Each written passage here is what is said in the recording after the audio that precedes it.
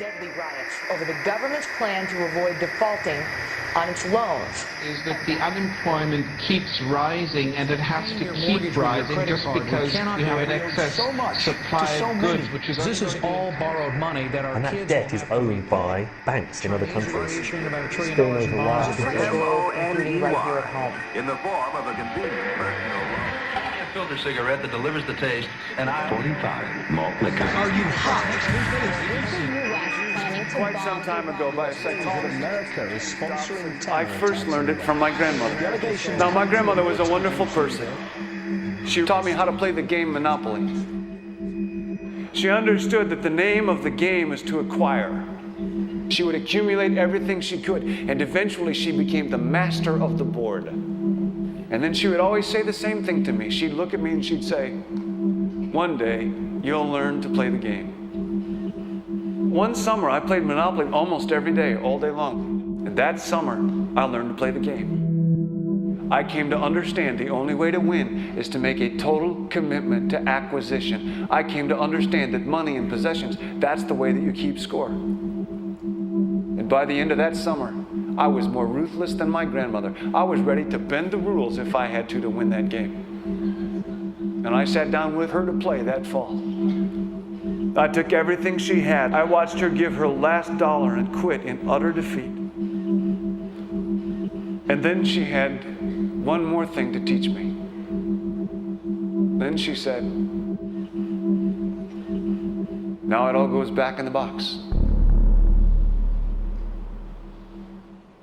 All those houses and hotels, all the railroads and utility companies, all that property and all that wonderful money. Now it all goes back in the box. None of it was really yours. You got all heated up about it for a while. But it was around a long time before you sat down at the board. And it will be here after you're gone. Players come and players go. Houses and cars, titles and clothes, even your body. Because the fact is that everything I clutch and consume and hoard is going to go back in the box, and I'm going to lose it all. You have to ask yourself, when you finally get the ultimate promotion, when you've made the ultimate purchase, when you buy the ultimate home, when you have stored up financial security and climbed the ladder of success to the highest rung you can possibly climb it, and the thrill wears off, and it will wear off, then what? How far do you have to walk down that road before you see where it leads? Surely you understand, it'll never be enough. So you have to ask yourself the question, what matters?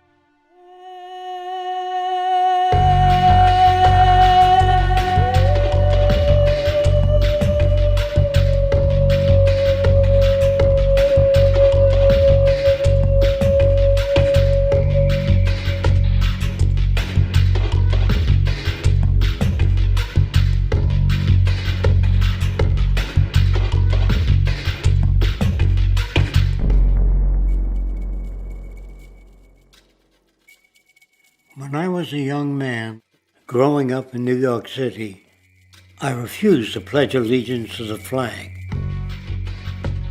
Of course, I was sent to the principal's office, and he asked me, "Why don't you want to pledge allegiance? Everybody does."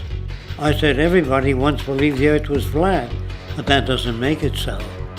I explained that America owed everything it has to other cultures and other nations, and that I would rather pledge allegiance to the earth and everyone on it. Needless to say, it wasn't long before I left school entirely, and I set up a lab in my bedroom. There I began to learn about science and nature. I realized then that the universe is governed by laws, and that the human being, along with society itself, was not exempt from these laws. Then came the crash of 1929, which began what we now call the Great Depression. I found it difficult to understand why millions were out of work, homeless, starving, while all the factories were sitting there. The resources were unchanged. It was then that I realized that the rules of the economic game were inherently invalid. Shortly after came World War II, where various nations took turns systematically destroying each other. I later calculated that all the destruction and wasted resources spent on that war could have easily provided for every human need on the planet. Since that time, I have watched humanity set the stage for its own extinction. I have watched as the precious finite resources are perpetually wasted and destroyed in the name of profit and free markets. I have watched the social values of society be reduced into a base artificiality of materialism and mindless consumption. And I have watched as the monetary powers control the political structure of supposedly free societies. I'm 94 years old now, and I'm afraid my disposition is the same as it was 75 years ago. This shit's got to go.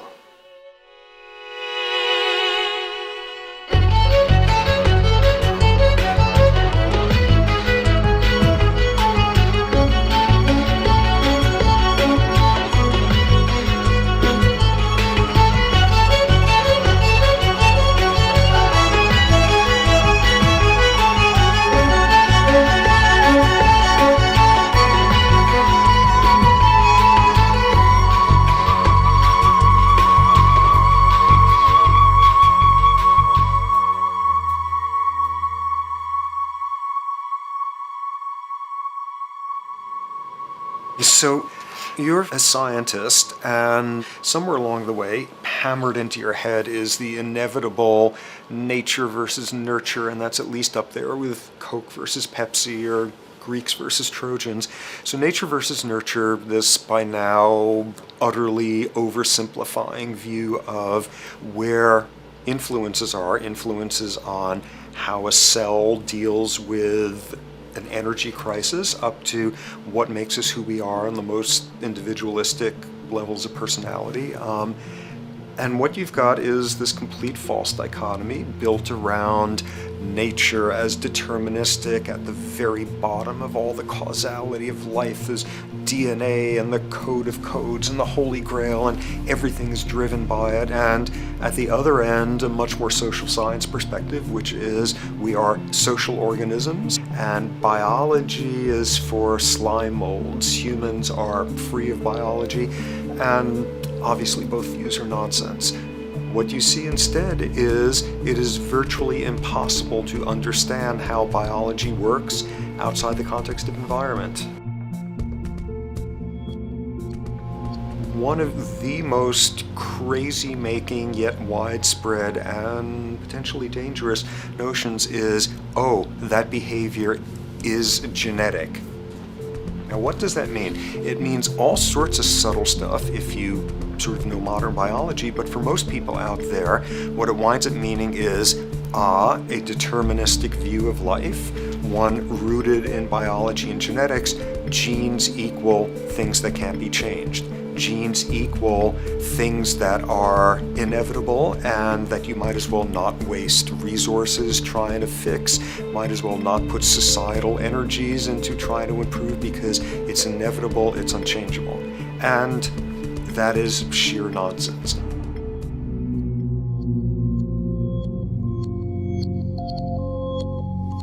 It is widely thought that conditions like ADHD are genetically programmed, conditions like schizophrenia are genetically programmed. The truth is the opposite. Nothing is genetically programmed. They're very rare diseases. I mean, a small handful, extremely sparsely represented in the population that are truly genetically determined. Most complex conditions might have a predisposition that is a genetic component, but a predisposition is not the same as a predetermination.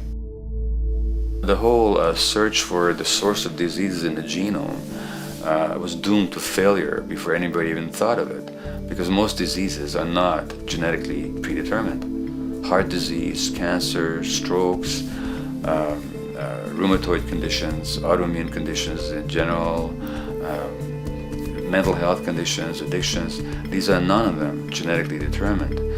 Breast cancer, for example, out of 100 women with breast cancer, only 7 will carry the breast cancer genes. 93 do not. And out of 100 women who do have the genes, not all of them will get cancer.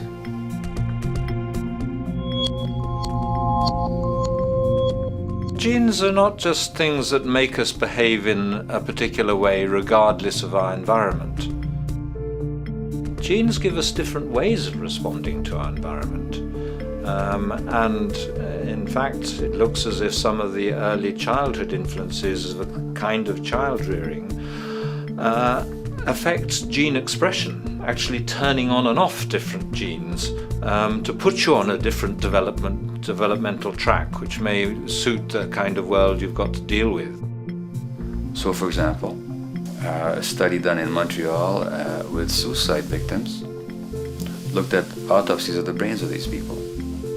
And it turned out that if a suicide victim, these are usually young adults, had been abused as children, the abuse actually caused a genetic change in the brain that was absent in the brains of people who had not been abused. That's an epigenetic effect. Epi means on top of, so that the epigenetic influence is what happens environmentally to either activate or deactivate certain genes. In New Zealand, there's a study that was done in a town called Dunedin, in which a few thousand individuals were studied from birth up to into their 20s. What they found was that they could identify a genetic mutation, an abnormal gene, which did have some relation to the predisposition to commit violence, but only if the individual had also been subjected to severe child abuse. In other words, a child with this abnormal gene would be no more likely to be violent than anybody else, and in fact they actually had a lower rate of violence than people with normal genes, as long as they weren't abused as children. Great additional example of the ways in which genes are not be-all, end-all. Fancy technique where you can take a specific gene out of a mouse, that mouse and its descendants will not have that gene, you have knocked out that gene. So there's this one gene that codes for a protein that has something to do with learning and memory, and this fabulous demonstration, knock out that gene and you have a mouse that doesn't learn as well. Ooh, a genetic basis for intelligence. What was much less appreciated in that landmark study that got picked up by the media left and right is take those genetically impaired mice and raise them in a much more enriched, stimulating environment than your normal mice in a lab cage, and they completely overcame that deficit. So when one says in a contemporary sense that, oh, this behavior is genetic, to the extent that that's even a valid sort of phrase to use, what you're saying is there is a genetic contribution to how this organism responds to environment. Genes may influence the readiness with which an organism will deal with a certain environmental challenge. That's not the version most people have in their minds. And not to be too soapboxing, but run with the old sort of version of it's genetic, and it's not that far from a history of eugenics and things of that sort. It's a widespread misconception, and it's a potentially fairly dangerous one. One reason that the sort of biological explanation for violence, one reason that hypothesis is potentially dangerous, it's not just misleading, it can really do harm, is because if you believe that, you could very easily say, well, there's nothing we can do to change the predisposition people have to becoming violent. All we can do if somebody becomes violent is punish them, lock them up or execute them. But we don't need to worry about changing the social environment or the social preconditions that may lead people to become violent, because that's irrelevant. The genetic argument allows us the luxury of ignoring past and present historical and social factors. And in the words of Louis Menand, he wrote in the New Yorker, very astutely, he said, "It's all in the genes, an explanation for the way things are that does not threaten the way things are. Why should someone feel unhappy or engage in antisocial behavior when that person is living in the freest and most prosperous nation on earth? It can't be the system. There must be a flaw in the wiring somewhere," which is a good way of putting it. So the genetic argument is simply a cop-out, which allows us to ignore the social and economic and political factors that in fact underlie many troublesome behaviors.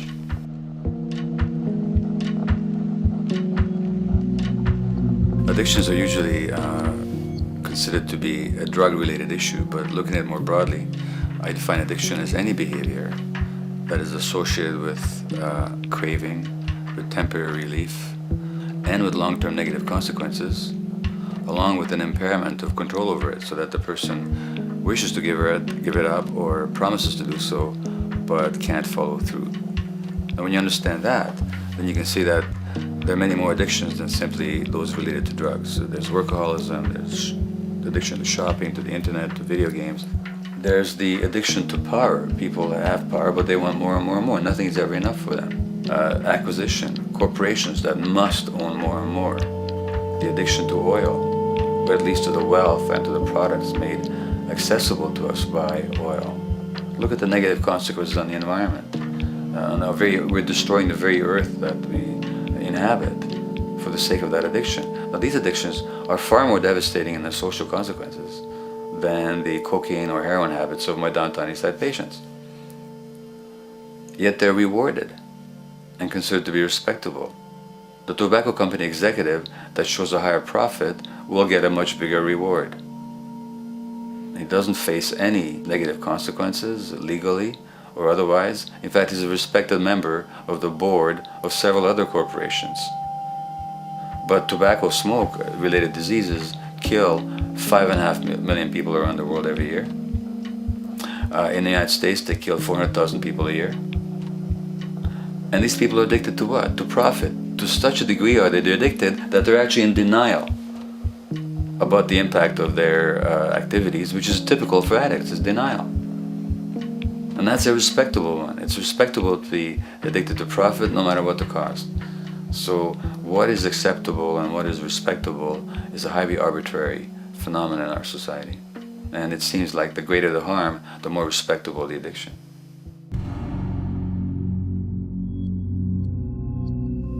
There's a general myth that drugs in themselves are addictive. In fact, the war on drugs is predicated on the idea that if you interdict the sources of drugs, you can deal with addiction that way. Now, if we understand addiction in a broader sense, we see that nothing in itself is addictive. No substance, no drug is by itself addictive, and no behavior is by itself addictive. Many people can go shopping without becoming shopaholics. Not everybody becomes a food addict. Not everyone who drinks a glass of wine becomes an alcoholic. So the real issue is what makes people susceptible, because it's the combination of a susceptible individual and to potentially addictive substance or behavior that actually then makes for full flowering of addiction. In short, it's not the drug that's addictive, it's the question of the susceptibility of the individual to being addicted to a particular substance or behavior. If we wish to understand what then makes some people susceptible, we actually have to look at their life experience. The old idea, although it's old, but it's still broadly held, that addictions are due to some genetic cause is simply scientifically untenable. What the case is actually is that certain life experiences make people susceptible. Life experiences that not only shape the person's personality and psychological needs, but also their very brains in certain ways. And that process begins in utero.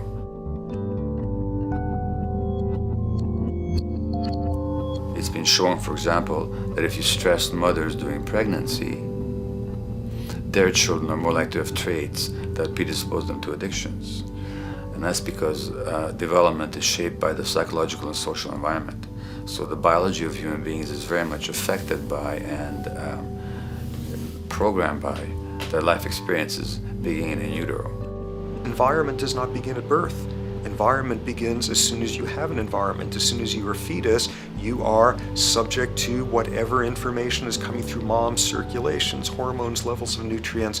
Great landmark example of this, something called the Dutch hunger winter. 1944, Nazis occupying Holland. For a bunch of reasons, they decide to take all the food and divert it to Germany. For 3 months, everybody there is starving. Tens of thousands of people starve to death.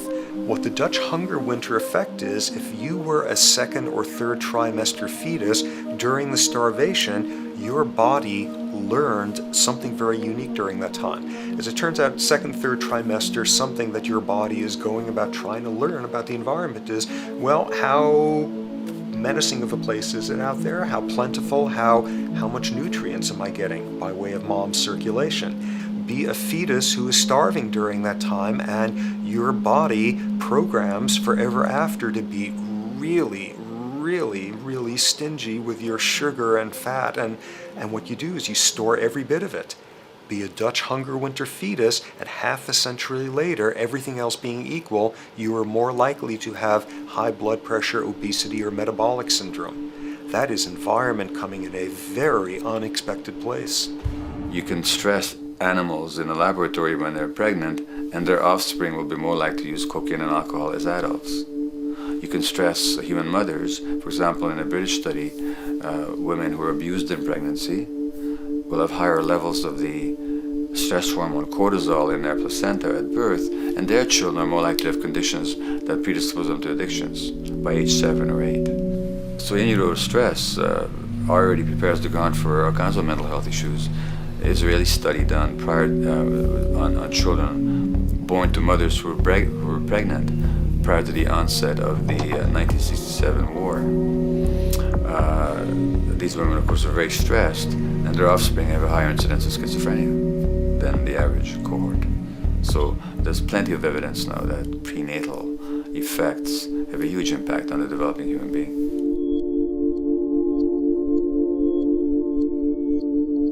The point about human development, and specifically human brain development, is that it occurs mostly under the impact of the environment and mostly after birth. Now, if you compare us to a horse, which can run on the first day of life, we see that we are very undeveloped. We can't muster that much neurological coordination, balance, muscle strength, visual acuity until a year and a half, 2 years. And that's because the brain development that in the horse happens in the safety of the womb, in a human being has to happen after birth. And that has to do with simple evolutionary logic. As the head gets larger, which is what makes us into human beings, the burgeoning of the forebrain is what creates the human species, actually. At the same time, we walk on 2 legs, so our pelvis narrows to accommodate that. So now we have a narrower pelvis, a larger head. Bingo, we have to be born prematurely. And that means that the brain development that in other animals occurs in utero, in us, occurs after birth. And much of that under the impact of the environment. And the concept of neural Darwinism simply means that the circuits that get the appropriate input from the environment will develop optimally, and the ones that don't will either not develop optimally or perhaps not at all. If you take a child with perfectly good eyes at birth and you put him in a dark room for 5 years, he'll be blind thereafter for the rest of his life, because the circuits of vision require light waves for their development. And without that, even the rudimentary circuits present and active at birth will atrophy and die, and new ones will not develop. There's a significant way in which early experiences shape adult behavior, and even and especially early experiences for which there's no recall memory. It turns out that there are two kinds of memory. There is explicit memory, which is recall. This is when you can call back facts, details, episodes, circumstances. But the structure in the brain, which is called the hippocampus, which encodes recall memory, it doesn't even begin to develop fully until a year and a half, and it's not fully developed till much later, which is why hardly anybody has any recall memory prior to 18 months. But there's another kind of memory, which is called implicit memory, which is in fact an emotional memory, where the emotional impact and the interpretation that the child makes of those emotional experiences is ingrained in the brain in the form of nerve circuits ready to fire without specific recall. So to give you a clear example, people who are adopted have a lifelong sense of rejection very often. They can't recall the adoption, they can't recall the separation from birth mother, because there's nothing there to recall with. But the emotional memory of separation and rejection is deeply embedded in their brains. Hence, they're much more likely to experience a sense of rejection and a great emotional upset when they perceive themselves as being rejected than other people. That's not unique to people who are adopted, but it's particularly strong in them because of this function of implicit memory. People who are addicted, given that they, according to all the research literature, certainly in my experience, the hardcore addicts virtually were all significantly abused as children or suffered severe emotional loss. Their emotional or implicit memories are those of a world that's not safe and not helpful, caregivers who are not to be trusted, and relationships that are not safe enough to open up to vulnerably. And hence their responses tend to be to keep themselves separate from really intimate relationships, not to trust caregivers, doctors, and other people who are trying to help them, and generally see the world as an unsafe place. And that's strictly a function of implicit memory, which sometimes has to do with incidents they don't even recall.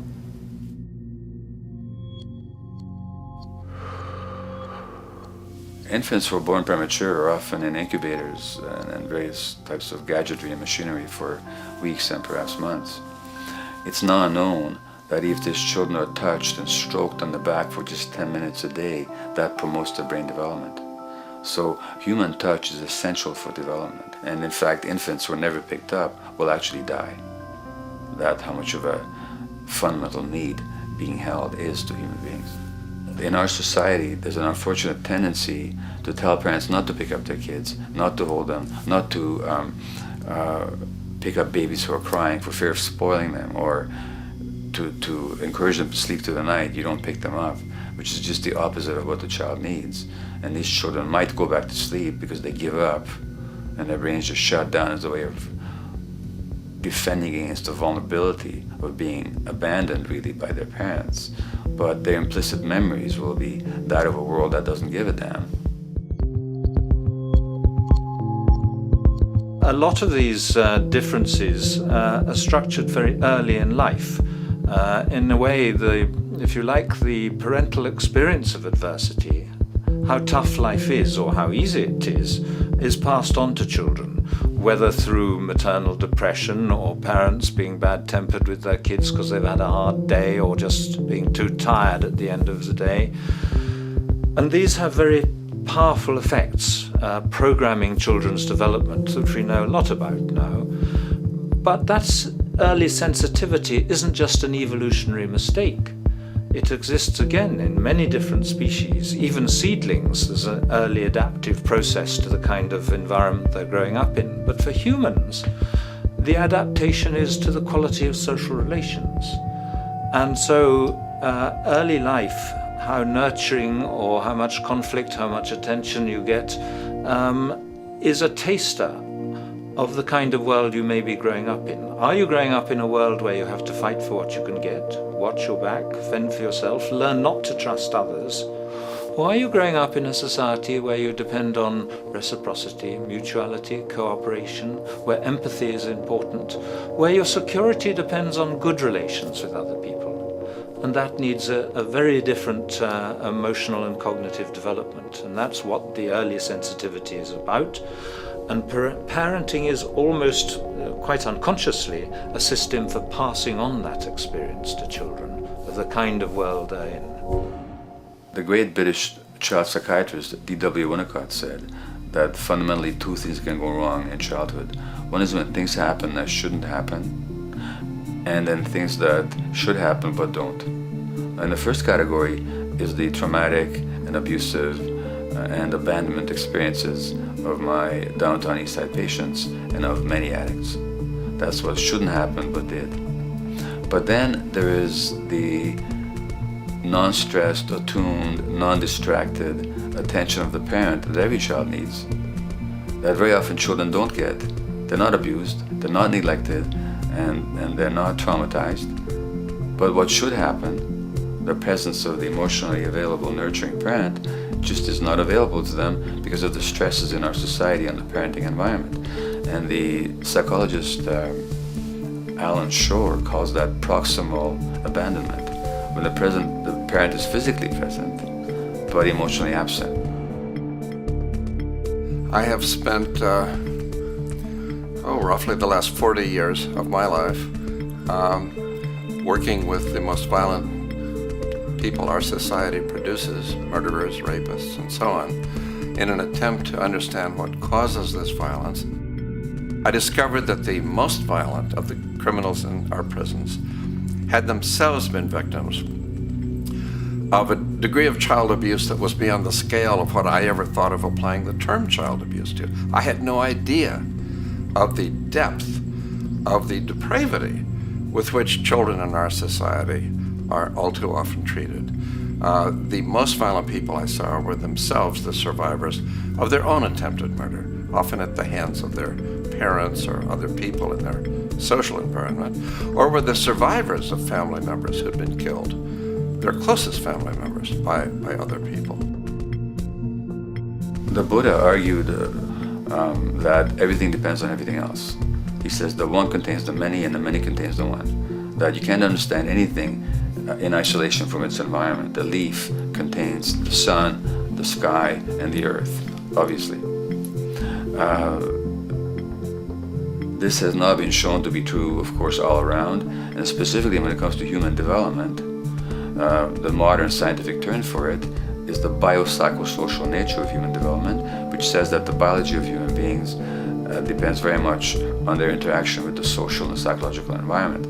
And specifically, the psychiatrist and researcher Daniel Siegel at the University of California, Los Angeles, UCLA, has coined the phrase interpersonal neurobiology, which means to say that the way that our nervous system functions depends very much on our personal relationships. In the first place with the parenting caregivers, and in the second place with other important attachment figures in our lives, and in the third place with our entire culture. So that you can't separate the neurological functioning of a human being from the environment in which he or she grew up in and continues to exist in. And this is true throughout the life cycle. It's particularly true when you're dependent and helpless and your brain is developing, but it's true even in adults and even at the end of life. Human beings have lived in almost every kind of society, from the most egalitarian, hunting and gathering societies seem to have been very egalitarian, for instance, based on food sharing, gift exchange.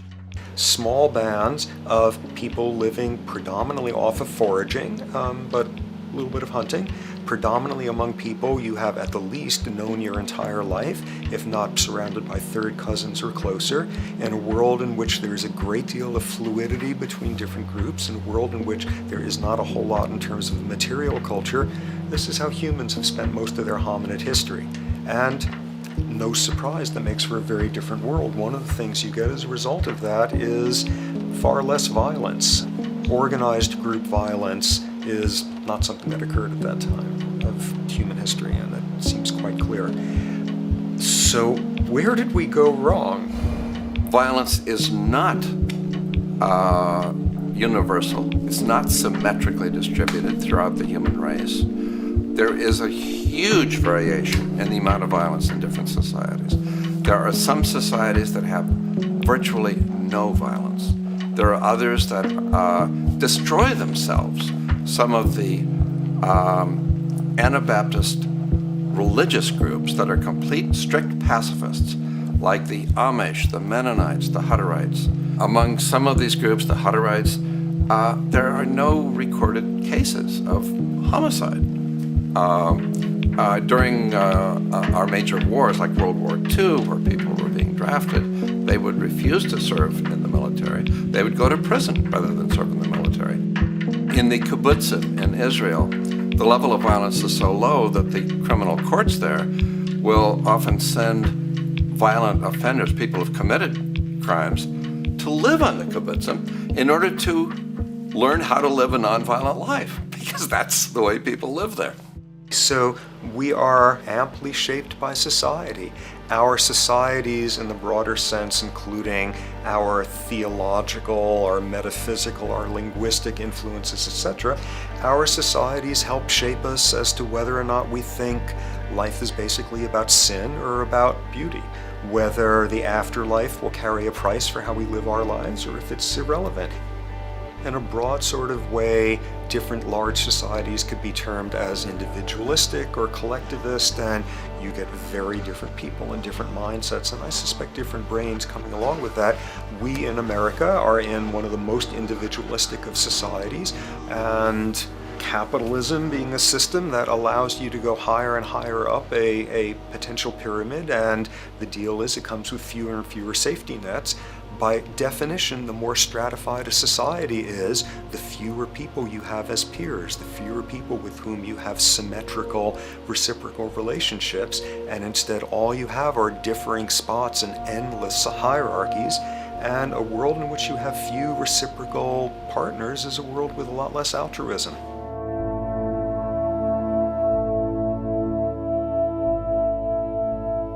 Alright, so this brings us to a total impossible juncture, which is to try to make sense in perspective of science as to what the nature is of human nature. You know, on a certain level, the nature of our nature is not to be particularly constrained by our nature. We come up with more social variability than any species out there, more systems of belief, of styles of family structures, of ways of raising children. The capacity for variety that we have is extraordinary.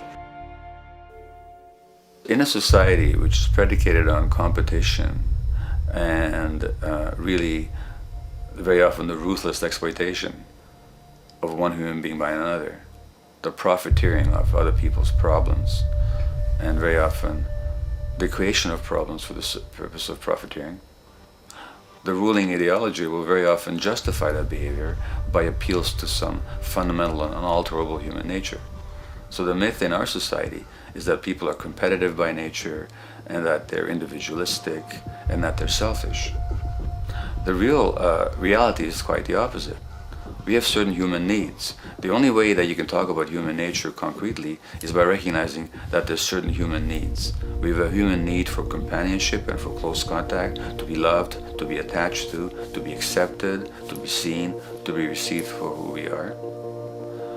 If those needs are met, we develop into people who are compassionate and cooperative and who have empathy for other people.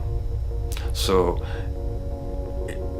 the opposite that we often see in our society is in fact the distortion of human nature, precisely because so few people have their needs met.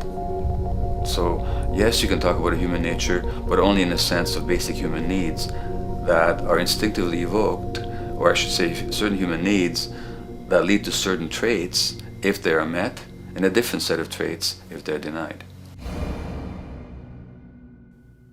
So, when we recognize the fact that the human organism, which has a great deal of adaptive flexibility, allowing us to survive in many different conditions, is also rigidly programmed for certain environmental requirements or human needs, a social imperative begins to emerge. Just as our bodies require physical nutrients, the human brain demands positive forms of environmental stimulus at all stages of development, while also needing to be protected from other negative forms of stimulus.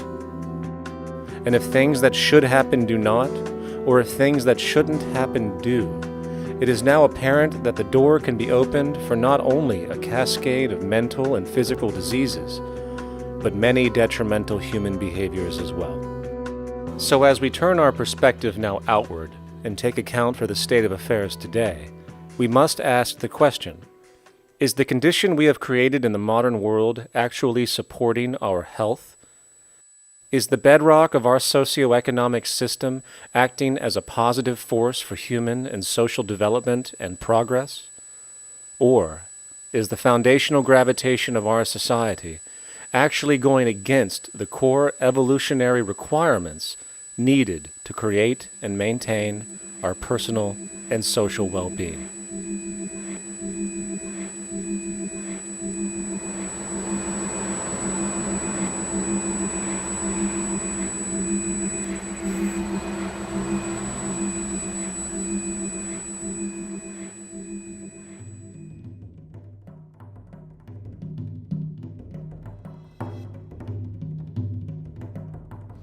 So one might ask, where did this all begin? What we have today, really a world in a state of cumulative collapse. You get it started with John Locke. And John Locke introduces property, and he has 3 provisos for just private right and property. And the 3 provisos are that there must be enough left over for others, and that you must not let it spoil, and that you, most of all, must mix your labor with it. It seems justified. You mix your labor with the world, then you're entitled to the product, and as long as there's enough left over for others, and as long as it doesn't spoil, you don't allow anything to go to waste, that's okay. Well, he spends a long time of his famous treatise of government, and it's since been the canonical text for economic and political and legal understanding. Is still a classic text of study. Well, what he did is, after he gives the provisos, and you're almost thinking at the time whether you're for private property or not, he's given a very good and plausible and powerful defense of private property here. Well, he drops them. He drops them like that, right in one sentence. He says, well, once the introduction of money came in by men's tacit consent, then it became, and he doesn't say all the provisos are canceled, erased, but that's what happens. So now we have not product and your property earned by your own labor. Oh no, money buys labor now. There's no longer a consideration of whether there's enough left over for others. There's no longer a consideration of whether it spoils, because he says, well, money's like silver and gold can't spoil, therefore monies can't be responsible for waste, which is ridiculous. We're not talking about money and silver, we're talking about what its effects are. It's one non sequitur after another. Just the most startling logical legerdemain that he gets away with here. But it fits the interests of capital owners. Then Adam Smith comes along, and what he adds is the religion to this. Locke started with God made it all this way. This is God's right. And now we get also with Smith coming along, he says it's not only God's, I mean, he's not saying this, but this is what's happening philosophically in principle. He's saying it's not only a question of private property, that's all now presupposed, is given. And that there's money investors that buy labor, given. That there's no limit to how much they can buy of other men's labor, how much they can accumulate, how much inequality, that's all given now. And so he comes along, and what his big idea is, and again, it's just introduced in parentheses, en passant. You know, when people put out the goods for sale and others, you know, the supply, and other people buy them with the demand and so forth, how do we have supply equaling demand or demand equaling supply? How can they come into equilibrium? And that is one of the central notions of economics, is how do they come into equilibrium? And he says it's the invisible hand of the market. that brings them into equilibrium. So now we have God is actually immanent. He just didn't give the rights to property and how, all its wherewithal and its natural rights of doing all that Locke said. Now we have the system itself as God. In fact, Smith says, when he talks, and you'll never find this quoted, you have to read the whole of the Inquiry into the Wealth of Nations. He says, the scantiness of subsistence sets limits to the reproduction of the poor, and that nature can deal with this in no other way than elimination of their children. So he anticipated evolutionary theory in the worst sense applied. This is well before Darwin. And so he called them the race of laborers. So you can see there was inherent racism built in here. There was an inherent acceptance, life blindness to kill innumerable children. And he thought, well, that's the invisible hand making supply meet demand and demand meet supply. So see how wise God is. So you can see a lot of the really virulent, life-destructive, eco-genocidal things that are going on now have, in a way, a thought gene back in Smith too. When we reflect on the original concept of the so-called free market capitalist system, as initiated by early economic philosophers such as Adam Smith, we see that the original intent of a market was based around real, tangible, life-supporting goods for trade. Adam Smith never fathomed that the most profitable economic sector on the planet would eventually be in the arena of financial trading, or so-called investment, where money itself is simply gained by the movement of other money in an arbitrary game which holds zero productive merit to society. Yet, regardless of Smith's intent, the door for such seemingly anomalous advents was left wide open by one fundamental tenet of this theory. Money is treated as a commodity in and of itself. Today, in every economy of the world, regardless of the social system they claim, money is pursued for the sake of money and nothing else. The underlying idea, which was mysteriously qualified by Adam Smith with his religious declaration of the invisible hand, is that the narrow, self-interested pursuit of this fictional commodity will somehow magically manifest human and social well-being and progress. The reality is that the monetary incentive interest, or what some have termed the money sequence of value, has now completely decoupled from the foundational life interest, which could be termed the life sequence of value. What has happened is that there's a complete confusion in economic doctrine between those two sequences. They think that the money sequence of value delivers the life sequence of value, and that's why they say if more goods are sold, if GDPs rise and so forth, therefore there'll be more well-being, enhanced well-being. We take the GDP to be basically our indicator of social health.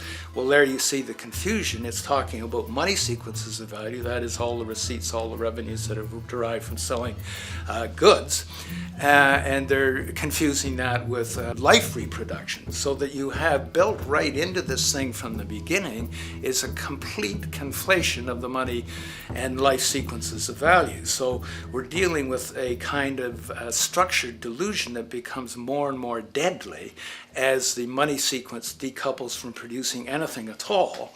So it's a system disorder, and the system disorder seems to be fatal.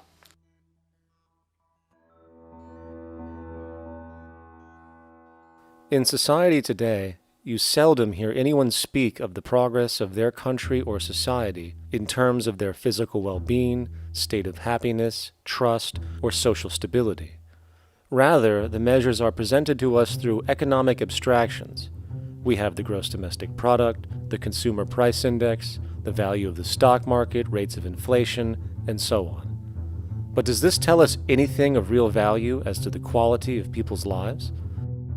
No, all these measures have to do with the money sequence itself and nothing more. For example, the gross domestic product of a country is a measure of the value of goods and services sold. This measure is claimed to correlate to the standard of living of a country's people. In the United States, healthcare accounted for over 17% of GDP in 2009, amounting to over $2.5 trillion spent, hence creating a positive effect on this economic measure. And based on this logic, it would be even better for the U.S. economy if healthcare services increased more so, perhaps to $3 trillion or $5 trillion, since that would create more growth, more jobs, and hence boasted by economists as a rise in their country's standard of living. But wait a minute, what do healthcare services actually represent? Well, sick and dying people. That's right, the more unhealthy people there are in America, the better the economy. Now, that is not an exaggeration or a cynical perspective. In fact, if we step back far enough, you will realize that the GDP not only doesn't reflect real public or social health on any tangible level, it is, in fact, mostly a measure of industrial inefficiency and social degradation. And the more you see it rise, the worse things are becoming with respect to personal, social, and environmental integrity.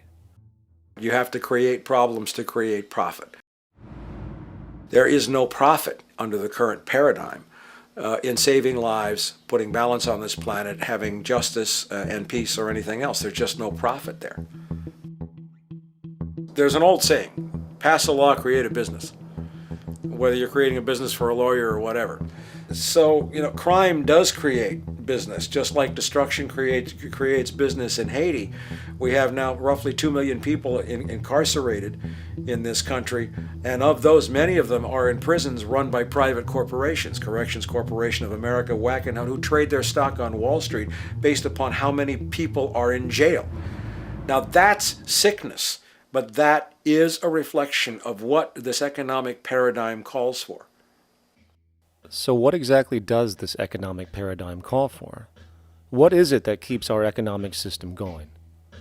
Consumption. Or more accurately, cyclical consumption. When we break down the foundation of classic market economics, we are left with a pattern of monetary exchange that simply cannot be allowed to stop or even substantially slowed, if the society as we know it is to remain operational.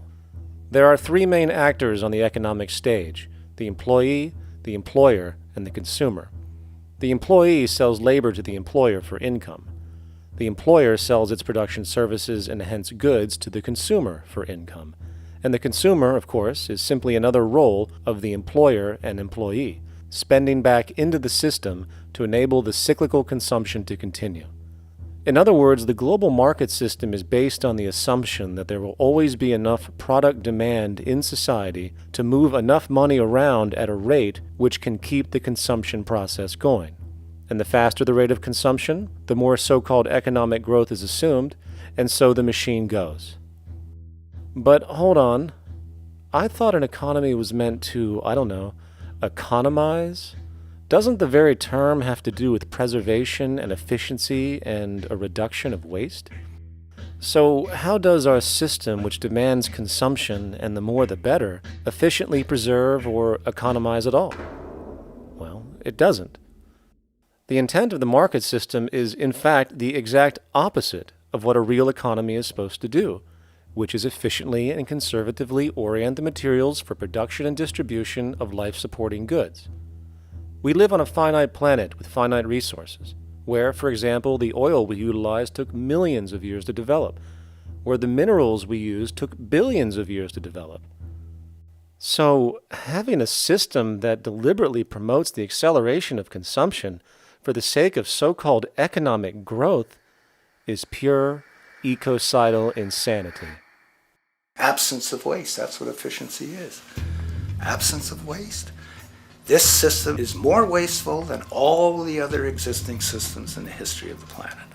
Every level of life organization and life system is in a state of crisis and challenge and decay or collapse. No peer-reviewed journal in the last 30 years will tell you anything different. That is that every life system is in decline, as well as social programs, as well as our water access. Try to name any means of life that isn't threatened and in danger. You can't. There really isn't one, and that's very, very despairing. But we haven't even figured out the causal mechanism. We don't want to face the causal mechanism. We just want to go on, that's what insanity is, where you keep doing the same thing over and over again, though it clearly doesn't work. So you're really dealing with not an economic system, but I would go so far as to say an anti-economic system. There's an old saying that the competitive market model seeks to create the best possible goods at the lowest possible prices. This statement is essentially the incentive concept, which justifies market competition based on the assumption that the result is the production of higher quality goods. If I was going to build myself a table from scratch, I would naturally build it out of the best, most durable materials possible, right? With the intent for it to last as long as possible.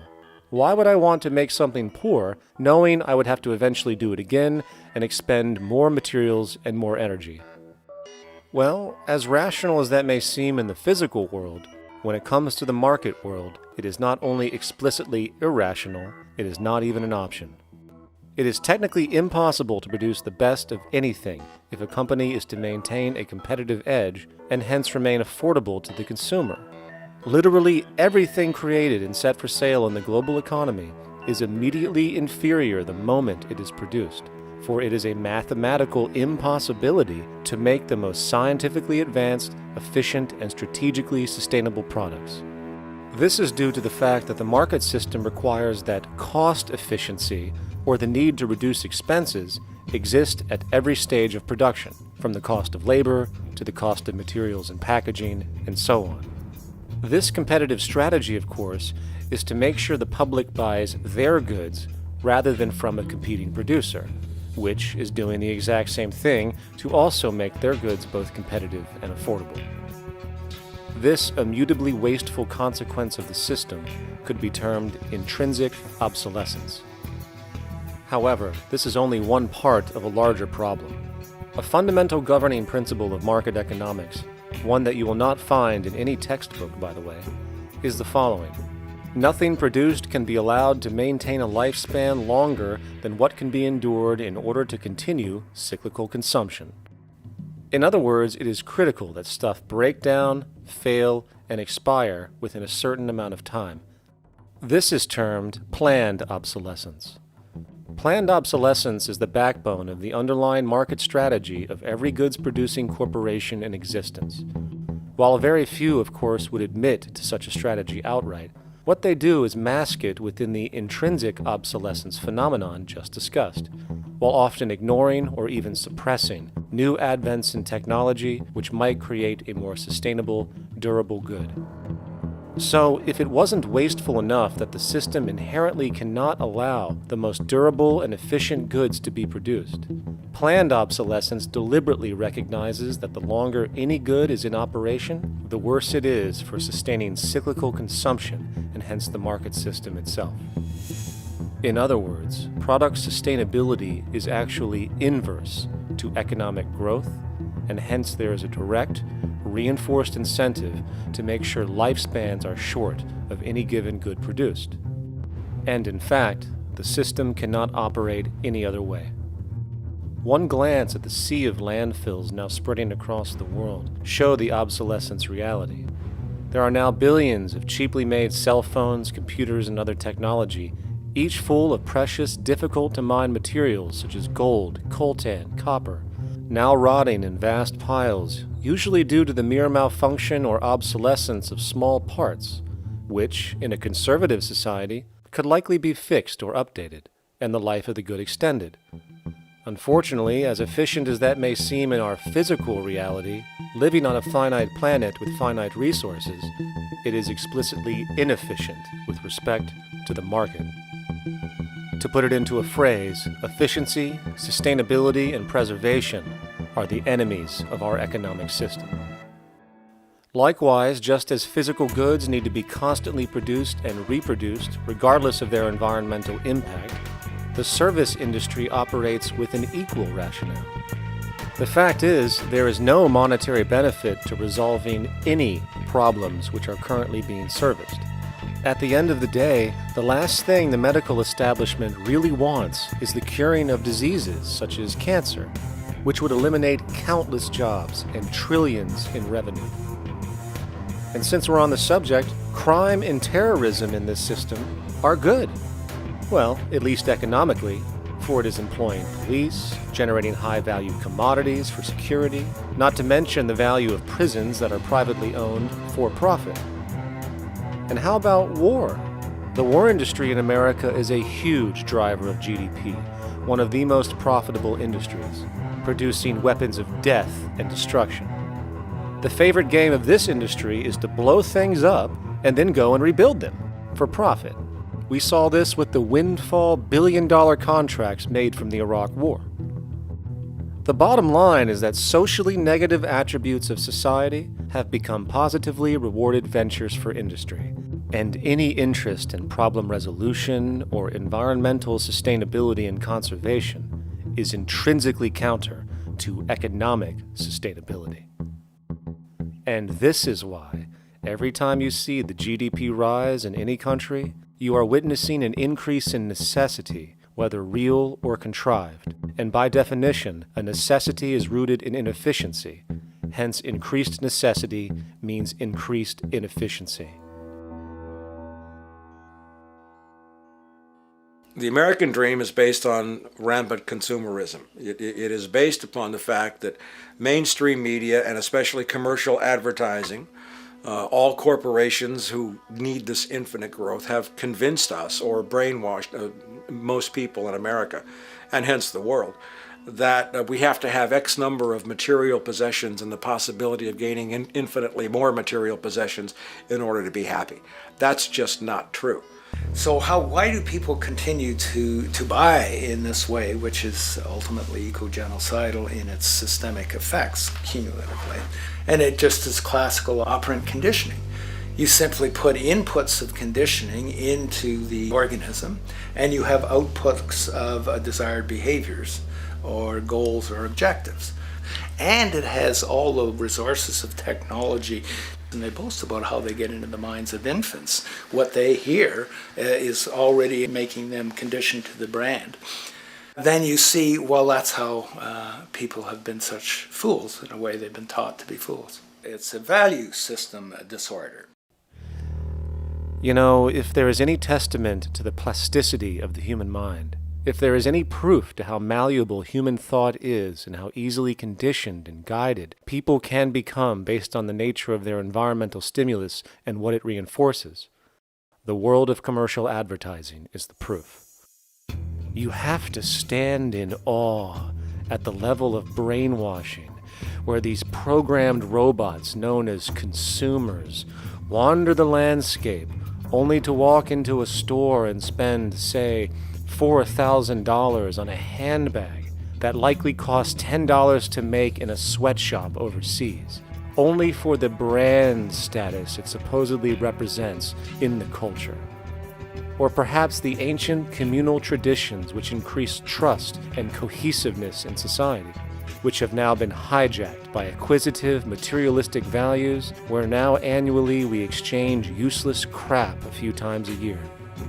And we might wonder why so many today have a compulsion to shopping and acquisition, when it is clear that they have been conditioned from childhood to expect material goods as a sign of their status with friends and family. The fact is, the foundation of any society are the values that support its operation, and our society, as it exists, can only operate if our values support the conspicuous consumption it requires to continue the market system. 75 years ago, consumption in America and much of the First World was half of what we see today per person. Today's new consumer culture has been manufactured and imposed due to the very real need for higher and higher levels of consumption. And this is why most corporations now spend more money on advertising than the actual process of product creation itself. They work diligently to create a false need for you to fill, and it happens to work. You know, economists are in fact not economists at all. They're propagandists of money value. And you'll find that all their models basically get down to token exchanges that are to the profit of one side or both sides or whatever, but they're completely disconnected from the actually existing world of reproduction. In Ohio, an old man failed to pay his electric bill. You may be familiar with the case. And the electric company turned off the electricity and he died. The reason they turned it off was because it wouldn't have been profitable for them to keep it on because he didn't pay his bill. Do you believe that was right? The responsibility really lies not on the electric company for turning it off, but on those of this man's neighbors and friends and associates who are not charitable enough to enable him as an individual to meet the electric bill. Did I hear that right? Did he just say the death of a man caused by not having money was the responsibility of other people, or in effect, charity? Well then, I guess we're going to need a whole lot of infomercials, little miserable coin slot donations for bodega counters, and a bunch of pickle jars for the billion people now starving to death on this planet because of the very system Milton Friedman promotes. Whether you are dealing with the philosophies of Milton Friedman, F.A. Hayek, John Maynard Keynes, Ludwig von Mises, or any other major market economist, the basis of rationale rarely leaves the money sequence. It is like a religion. Consumption analysis, stabilization policies, deficit spending, aggregate demand. It exists as a never-ending, self-referring, self-rationalizing circle of discourse where universal human need, natural resources, or any form of physical life-supporting efficiency is ruled out by default and replaced by the singular notion that humans seeking advantage over each other for money alone, motivated by their own narrow self-interest, will magically create a sustainable, healthy, balanced society. There is no life coordinate in this whole theory, this whole doctrine. What are they doing? What are they doing? What they're doing is tracking money sequences. That's all it is tracking money sequences, presupposing everything that matters. One, that there's no life coordinates. Wow, no life coordinates. Two, that all the agents are self-maximizing preference seekers. That is, they think of nothing other than themselves and what they can get most for themselves. That's the notion, that's the ruling notion of rationality. Self-maximizing choice. And the only thing that they're interested in self-maximizing is money or commodities. Well, where does social relations come in? It doesn't, except in the exchange to self-maximize. Where do our natural resources come in? They don't, except to exploit. Where does the family come in as being able to survive? It doesn't. They have to have money in order to purchase any good. Well, shouldn't an economy deal somewhere with human need? Isn't that what the fundamental issue is, to satisfy human needs? Oh, need isn't even in your lexicon. You dissolve it into wants. And what is a want? That means money demand that wants to buy. Well, if it's money demand that wants to buy, it's got nothing to do with need, because it may be the person has no money demand and desperately needs, say, water supply. Or it may be money demand wants a gold toilet seat. Well, where does it all go? To the gold toilet seat. And you call this economics? Like, it's really, when one thinks of it, it's got to be the most bizarre delusion in the history of human thought. Now, so far we have focused on the market system, but this system is actually only one half of the global economic paradigm. The other half is the monetary system. While the market system deals with the interaction of people gaming for profit across the spectrum of labor, production, and distribution, the monetary system is an underlying set of policies set by financial institutions which create conditions for the market system, among other things. It includes terms we often hear, such as interest rates, loans, debt, the money supply, inflation, etc.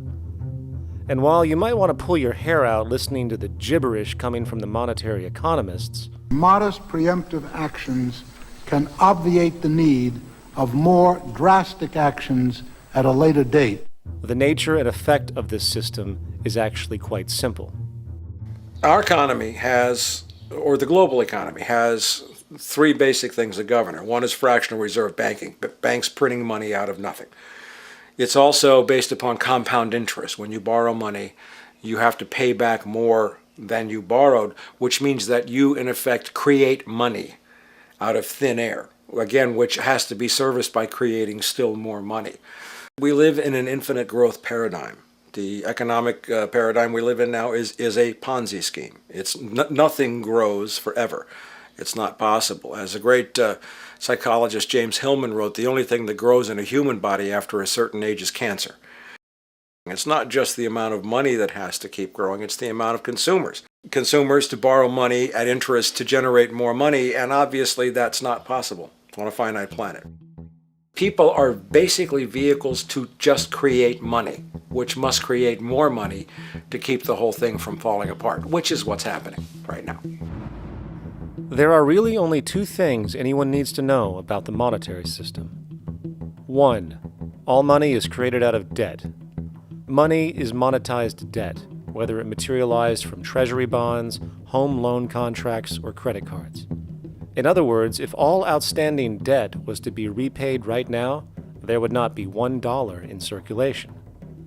And 2, interest is charged on virtually all loans made, and the money needed to pay back this interest does not exist in the money supply outright. Only the principal is created by the loans, and the principal is the money supply.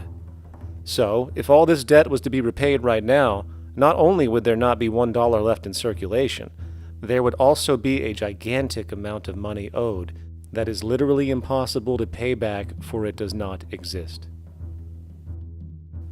The consequence of all of this is that two things are inevitable: inflation and bankruptcy.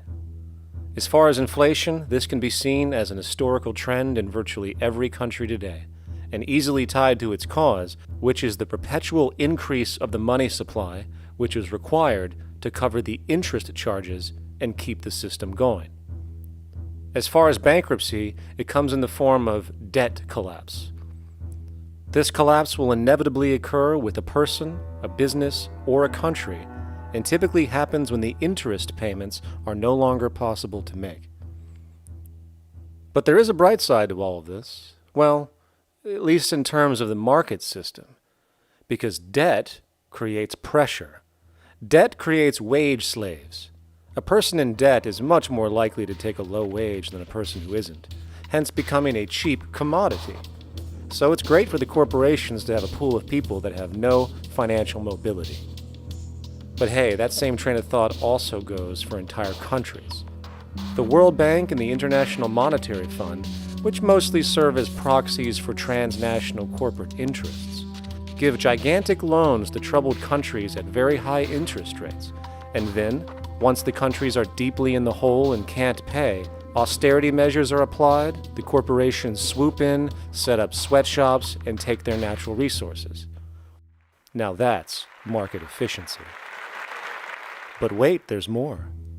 You see, there's this unique hybrid of the monetary and market system called the stock market, which rather than, actually produce anything real, they just buy and sell money itself. And when it comes to debt, you know what they do? That's right, they trade it. They actually buy and sell debt for profit, from credit default swaps and collateralized debt obligations for consumer debt, to complex derivative schemes used to mask the debt of entire countries, such as the collusion of investment bank Goldman Sachs in Greece, which nearly collapsed the entire European economy. So when it comes to the stock market and Wall Street, we have an entirely new level of insanity born out of the money sequence of value. All you need to know about markets was written in an editorial in the Wall Street Journal a couple of years ago. It was called Lessons of the Brain-Damaged Investor. And in this editorial, they explain why people with slight brain damage do better as investors than people with normal brain functionality. Why? Because the slightly brain-damaged person has no empathy. And that's the key. If you don't have any empathy, you do well as an investor. And so Wall Street breeds people who have no empathy, to go in there and to make decisions and make trades that they have no compunction about and no thought whatsoever as to what they're doing might affect their fellow human being. So they breed these robots, these people who have no souls. And since they don't even want to pay these people anymore, they're now breeding robots, real algorithmic traders. Goldman Sachs and the high-frequency trading scandal. They put a computer next to the exchange, the New York Stock Exchange. This computer, this co-located computer, as they call it, it front-runs all the trades on the exchange, and it hits the exchange with volumes of orders in ways that scalp pennies and nickels away from the exchange. It's like they're siphoning money all day long. They went one quarter last year, 30 or 60 straight days without a single down day and made millions of dollars every single day. Is that because, well, that's statistically impossible. When I worked on Wall Street, the way it works is everyone kicks upstairs the bribes. The brokers bribe to the office manager bribes to the regional sales manager bribes to the national sales manager. It's a common understanding. At Christmas, who gets the biggest bonus at Christmas in an average brokerage office? The compliance officer. The compliance officer sits there all day long. He's supposed to be making sure you don't violate any of the margin rules and you're complying with the law. Of course, yeah, to the extent that you can bribe the compliance officer, yeah, that's right, you are complying with the law. So as fraud has become the system, it's no longer a byproduct. It is the system. You know, it's like that old Woody Allen joke. He says, "Doctor, my brother thinks he's a chicken." And the doctor says, "Take a pill, and that should cure the problem." And he says, "No, doctor, you don't understand. We need the eggs." Okay? So the trading of fraudulent claims back and forth between banks to generate fees, to generate bonuses, has become the GDP producing growth engine of the United States economy. Even though they're essentially trading fraudulent claims that there's absolutely no hope of ever paying back. They're processing and generating and re-securitizing nothing. If I write $20 billion on a cocktail napkin and I sell it to JP Morgan while JP Morgan writes $20 billion on a cocktail napkin, and we swap those two cocktail napkins at a bar and we each pay ourselves 1/4% in a fee, we make a lot of money for our Christmas bonus. We each have on our books a $20 billion cocktail napkin, which has no real value until such time as the system is no longer able to absorb bogus cocktail napkins, in which case we go to the government to get bailed out. And because of Wall Street and the global stock market, there are now conservatively about $700 trillion of outstanding fraudulent claims known as derivatives, still waiting to collapse, a value amounting to over 10 times the gross domestic product of the entire planet. And while we have seen the bailouts of corporations and banks by governments, which of course comedically borrow their money from banks to begin with, we are now seeing attempts to bail out whole countries by conglomerates of other countries through the international banks. But how do you bail out a planet? There is no country out there that isn't now saturated in debt. The cascade of sovereign debt defaults we have seen can only be the beginning when the math is taken into account. It has been estimated in the United States alone that income tax would need to be raised to 65% per person just to cover the interest in the near future. Economists are now foreshadowing that within a few decades, 60% of the countries on the planet will be bankrupt. But hold on, let me get this straight. The world is going bankrupt, whatever the hell that means, because of this idea called debt, which doesn't even exist in the physical reality. It's only part of a game that we've invented. And yet the well-being of billions of people is now being compromised. Extreme layoffs, tent cities, accelerating poverty, austerity measures imposed, schools shutting down, child hunger, and other levels of familial deprivation, all because of this elaborate fiction. What are we, fucking stupid? Hey, Mars, my man. Help a brother out, huh? Grow up, kid.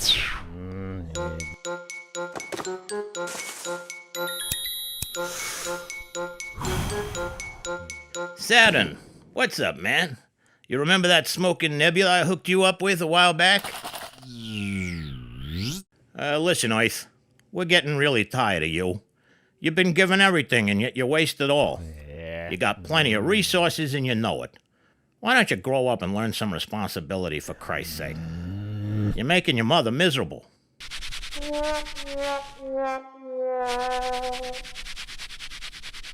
You're on your own, pal. Yeah, whatever.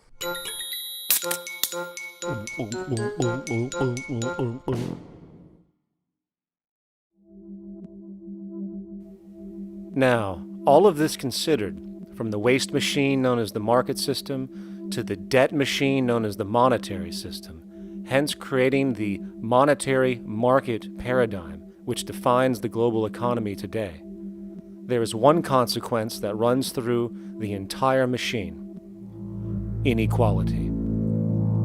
Whether it is the market system which creates a natural gravitation towards monopoly and power consolidation, while also generating pockets of wealthy industries that tower over others regardless of utility, such as the fact that top hedge fund managers on Wall Street now take home over $300 million a year for contributing literally nothing, while a scientist looking for a cure for a disease trying to help humanity might make $60,000 a year if they're lucky.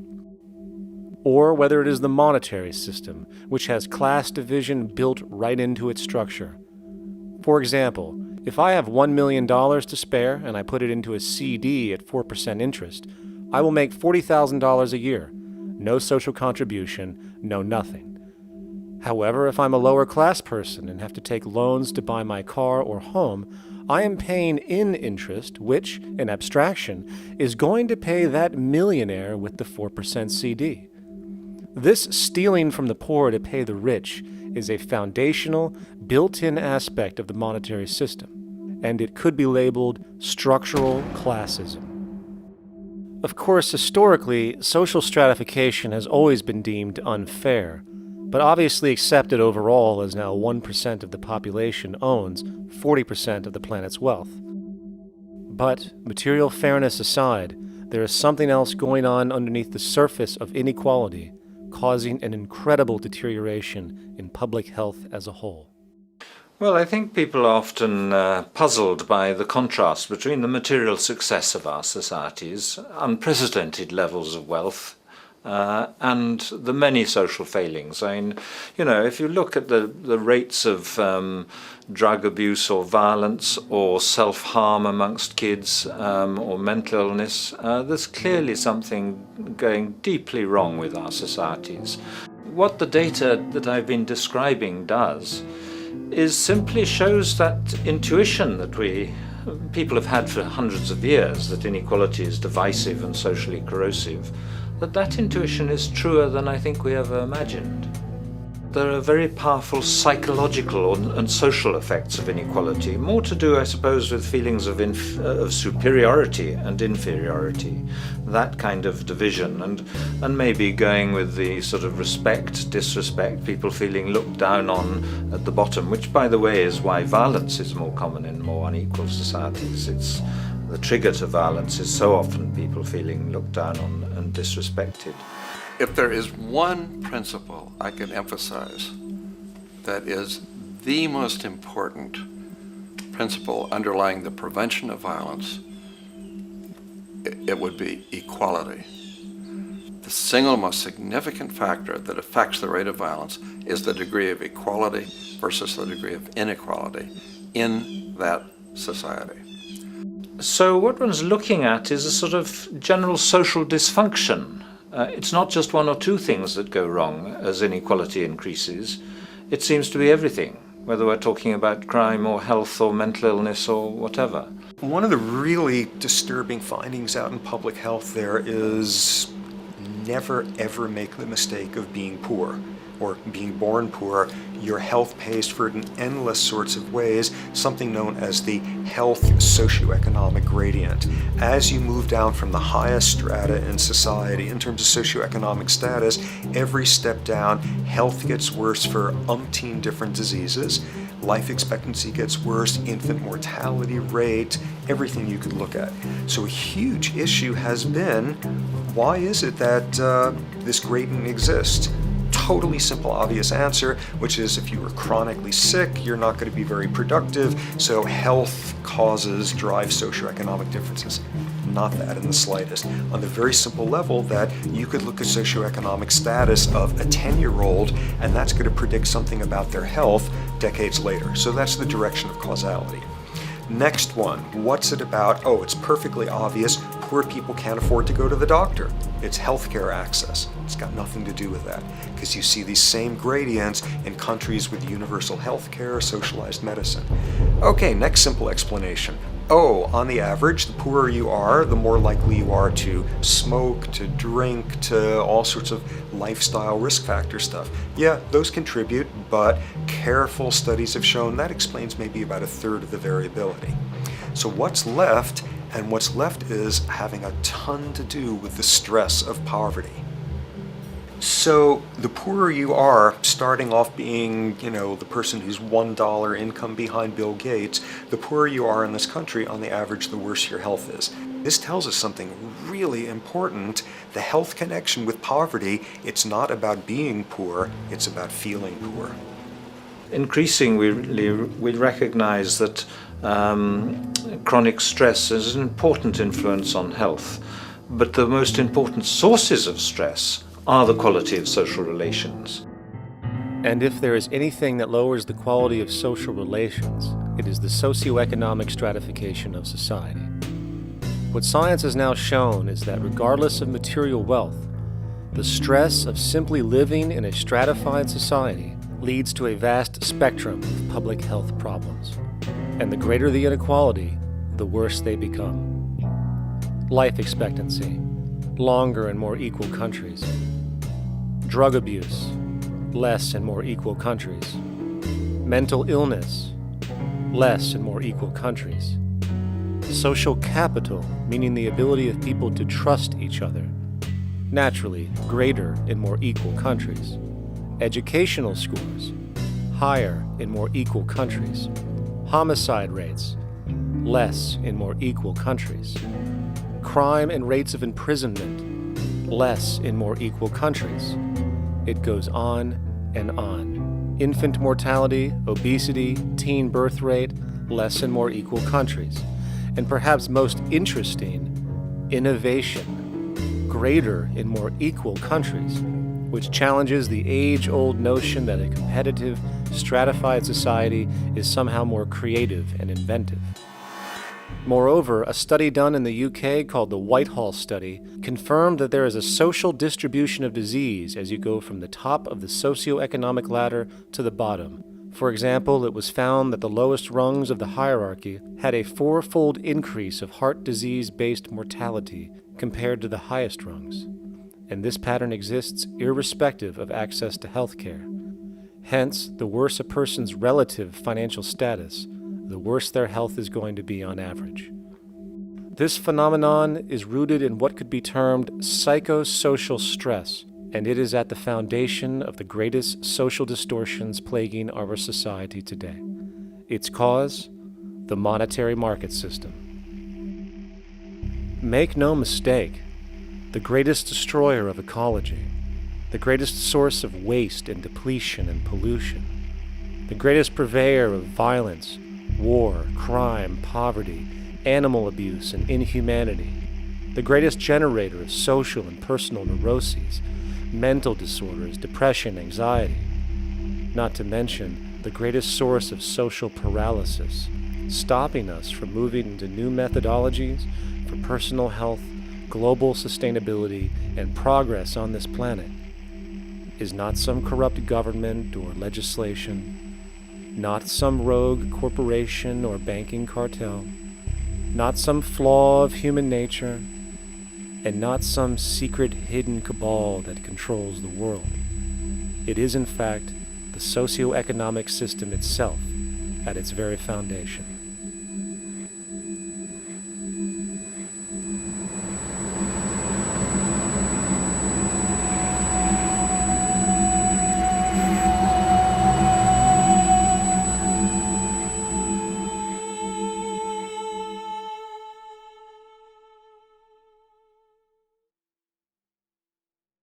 Let's imagine for a moment we had the option to redesign human civilization from the ground up. What if, hypothetically speaking, we discovered an exact replica of the planet Earth, and the only difference between this new planet and our current one is that human evolution had not occurred. It was an open palette. No countries, no cities, no pollution, no Republicans, just a pristine, open environment. So, what would we do? Well, first we need a goal, right? And it's safe to say that goal would be to survive. And not to just survive, but to do so in an optimized, healthy, prosperous way. Most people indeed desire to live, and they would prefer to do so without suffering. Therefore, the basis of this civilization needs to be as supportive and hence sustainable for human life as possible, taking into account the material needs of all the world's people while trying to remove anything that could hurt us in the long run. That goal of, say, maximum sustainability understood, the next question regards our method. What kind of approach do we take? Well, let's see. Last I checked, politics was the method of social operation on Earth. So what do the doctrines of the Republicans, liberals, conservatives, or socialists have to say about societal design? Not a damn thing. Okay, then what about religion? Surely the great creator had to have left some blueprint somewhere. No, nothing I can find. Okay then, so what's left? It appears something called science. Science is unique in that its methods demand not only that the ideas proposed be tested and replicated, but everything science comes up with is also inherently falsifiable. In other words, unlike religion and politics, science has no ego, and everything it suggests accepts the possibility of being proven wrong eventually. It holds on to nothing and evolves constantly. Well, that sounds natural enough to me. So then, based on the current state of scientific knowledge in the early 21st century, along with our goal of maximum sustainability for the human population, how do we begin the actual process of construction? Well, the first question to ask, what do we need to survive? The answer, of course, are planetary resources. Whether it is the water we drink, the energy we use, the raw materials we utilize to create tools and shelter, the planet hosts an inventory of resources, many of which are demanded for our survival. So, given that reality, it then becomes critical to figure out what we have and where it is. This means we need to conduct a survey. We simply locate and identify every physical resource on the planet we can, along with the amount available at each location, from the deposits of copper to the most potent locations for wind farms to produce energy, to the natural freshwater springs, to an assessment of the amount of fish in the ocean, to the most prime arable land for food cultivation, etc. But since we humans are going to be consuming these resources over time, we then realize that not only do we need to locate and identify, we also need to track. We need to make sure we don't run out of any of this stuff. That would be bad. And this means not only tracking our rates of use, but the rates of earthly regeneration as well, such as how long it takes for, say, a tree to grow or a spring to replenish. This is called dynamic equilibrium. In other words, if we use up trees faster than they can be grown back, we have a serious problem, for it is unsustainable. So then, how do we track this inventory, especially when we recognize that all of this stuff is scattered everywhere? We have large mineral mines in what we call Africa, energy concentrations in the Middle East, huge tidal power possibilities on the Atlantic coast of North America, the largest supply of freshwater in Brazil, etc. Well, once again, good old science has a suggestion. It's called systems theory. Systems theory recognizes that the fabric of the natural world, from human biology to the earthly biosphere to the gravitational pull of the solar system itself, is one huge synergistically connected system, fully interlinked. Just as human cells connect to form our organs, and the organs connect to form our bodies, and since our bodies cannot live without the earthly resources of food, air, and water, we are intrinsically connected to the earth, and so on. So, as nature suggests, we take all of this inventory and tracking data and create a system to manage it. a global resource management system, in fact, to account for every relevant resource on the planet. There is simply no logical alternative if our goal as a species is survival in the long run. We have to keep track as a whole. That understood, we can now consider production. How do we use all this stuff? What will our process of production be, and what do we need to consider to make sure it is as optimized as possible to maximize our sustainability? Well, the first thing that jumps right out at us is the fact that we need to constantly try and preserve. The planet's resources are essentially finite, so it is important that we be strategic. Strategic preservation is key. The second thing we recognize is that some resources are really not as good as others in their performance. In fact, some of this stuff, when put into use, has a terrible effect on the environment, which invariably hinders our own health. For example, oil and fossil fuels, no matter how you cut it, release some pretty destructive agents into the environment. Therefore, it is critical we do our best to use such things only when we really have to, if at all. Fortunately for us, we see a ton of solar, wind, tidal, wave, heat differential, and geothermal possibilities for energy production, so we can strategize objectively about what we use and where to avoid what could be called negative retroactions, or anything that results from production or use that damages the environment and hence ourselves. We will call this strategic safety, to couple in with our strategic preservation. But production strategies do not stop there. We are going to need an efficiency strategy for the actual mechanics of production itself. And what we find is that there are roughly 3 specific protocols we must adhere to. 1. Every good we produce must be designed to last as long as possible. Naturally, the more things break down, the more resources we are going to need to replace them, and the more waste produced. 2. When things do break down or are no longer usable for whatever reason, it is critical that we harvest or recycle as much as we possibly can. So the production design must take this into account directly at the very earliest stages. 3. Quickly evolving technologies, such as electronics, which are subject to the fastest rates of technological obsolescence, would need to be designed to foreshadow and accommodate physical updates. The last thing we want to do is throw away an entire computer system just because it has only one broken part or is outdated. So we simply design the components to be easily updated, part by part, standardized and universally interchangeable, foreshadowed by the current trend of technological change. And when we realize that the mechanisms of strategic preservation, strategic safety, and strategic efficiency are purely technical considerations, devoid of any human opinion or bias, we simply program these strategies into a computer which can weigh and calculate all the relevant variables, allowing us to always arrive at the absolute best method for sustainable production based on current understandings. And while that might sound complex, all it is a glorified calculator. Not to mention such multivariate decision-making and monitoring systems are already used across the world today for isolated purposes. It is simply a process of scaling it out. So, now we not only have our resource management system, but also a production management system, both of which are easily computer automated to maximize efficiency, preservation, and safety. The informational reality is that the human mind, or even a group of humans, cannot track what needs to be tracked. It must be done by computers, and it can be. And this brings us to the next level, distribution. What sustainability strategies make sense here?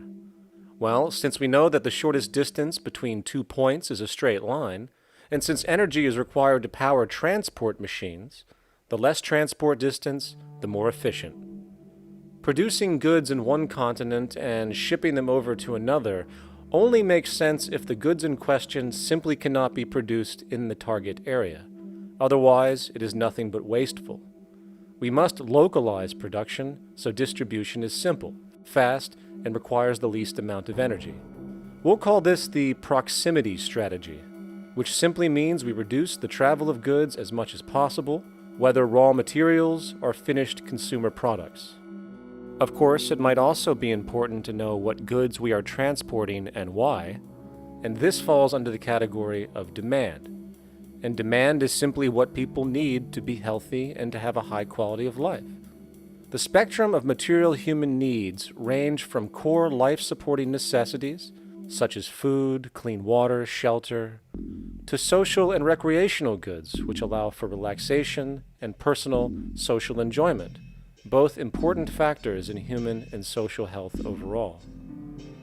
So, very simply, we take another survey. People describe their needs, demand is assessed, and production begins based on that demand. And since the level of demand of different goods will naturally fluctuate and change around different regions, we need to create a demand distribution tracking system, so to avoid overruns and shortages. Of course, this idea is old news. It is used in every major store chain today to make sure they keep up with their inventory. Only this time we are tracking on a global scale. But, wait a minute, we really can't fully understand demand if we don't account for the actual usage of the good itself.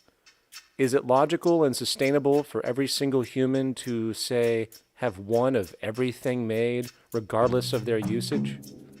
No. That would be simply wasteful and inefficient. If a person has a need for a good, but that need is only for, say, 45 minutes a day on average, it would be much more efficient if that good was made available to them and to others when needed. Many forget that it isn't the good that they want, it is the purpose of that good. When we realize that the good itself is only as important as its utility, we see that external restriction, or what we might call today ownership, is extremely wasteful and environmentally illogical in a fundamental economic sense. So, we need to devise a strategy called strategic access. This will be the foundation of our demand distribution tracking system, which makes sure we can meet the demand of the population's needs for access of whatever they need when they need it. And as far as physically obtaining the goods, centralized and regional access centers all make sense for the most part, placed in close proximity to the population, and a person would simply come in, take the item, use it, and when finished, return it when it is no longer needed. Sort of how a library works today. In fact, these centers could not only exist in the community in the way we see local stores today, but specialized access centers would exist in specific areas where often certain goods are utilized, saving more energy with less repeat transport. And once this demand tracking system is in order, it is tied into our production management system, and of course into our resource management system, hence creating a unified, dynamically updating global economic management machine that simply makes sure we remain sustainable, starting with securing the integrity of our finite resources, moving to make sure we only create the best, most strategic goods possible, while distributing everything in the most intelligent and efficient way. And the unique result of this preservation-based approach, which is intuitively counter to many, is that this logical, ground-up, empirical process of preservation and efficiency, which can only define true human sustainability on this planet, would likely enable something never before seen in human history. Access abundance, not just for a percentage of the global population, but the entire civilization. This economic model, as was just generalized, this responsible systems approach to total Earth resource management and processes, designed again to do nothing less than take care of humanity as a whole in the most efficient and sustainable way, could be termed a resource-based economy. The idea was defined in the 1970s by structural engineer Jacques Fresco. He understood back then that society was on a collision course with nature and itself, unsustainable on every level. And if things didn't change, we would destroy ourselves one way or another. Are all these things you're saying, Jacques, could they be built with what we know today, or are some of these things, are you guessing based on what we know today? No. All of these things can be built with what we know today. It would take 10 years to change the surface of the earth, to rebuild the world into a second Garden of Eden. The choice lies with you. The stupidity of a nuclear arms race, the development of weapons, trying to solve your problems politically by electing this political party or that political party, that all politics is immersed in corruption. Let me say it again. Communism, socialism, fascism, the Democrats, the liberals, we want to absorb human beings. All organizations that believe in a better life for man, there are no Negro problems or Polish problems or Jewish problems or Greek problems or women's problems. They're human problems. I'm not afraid of anybody. I don't work for anyone. No one can discharge me. I have no boss. I am afraid to live in the society we live in today. Our society cannot be maintained by this type of incompetency. It was great, the free enterprise system, about 35 years ago. That was the last of its usefulness. Now we've got to change our way of thinking or perish. The horror movies of the future will be our society, the way it didn't work. And politics would be part of a horror movie. Lots of people today use the term cold science because they're analytical. And they don't even know what analytical means. Science means closer approximations of the way the world really works. So it's telling the truth, is what it is. A scientist doesn't try to get along with people. They tell them what their findings are. They have to question all things. And if some scientist comes up with an experiment that shows certain materials have certain strength, other scientists have to be able to duplicate that experiment and come up with the same results. Even if a scientist feels that an airplane wing, due to mathematics or calculations, can hold up a given amount of weight, they still pile sandbags on it to see when it breaks. And they say, you know, my calculations are right, or they're not correct. I love that system because it's free of bias and free of thinking that math can solve all the problems. You have to put your math to test also. I think that every system that can be put to test should be put to test.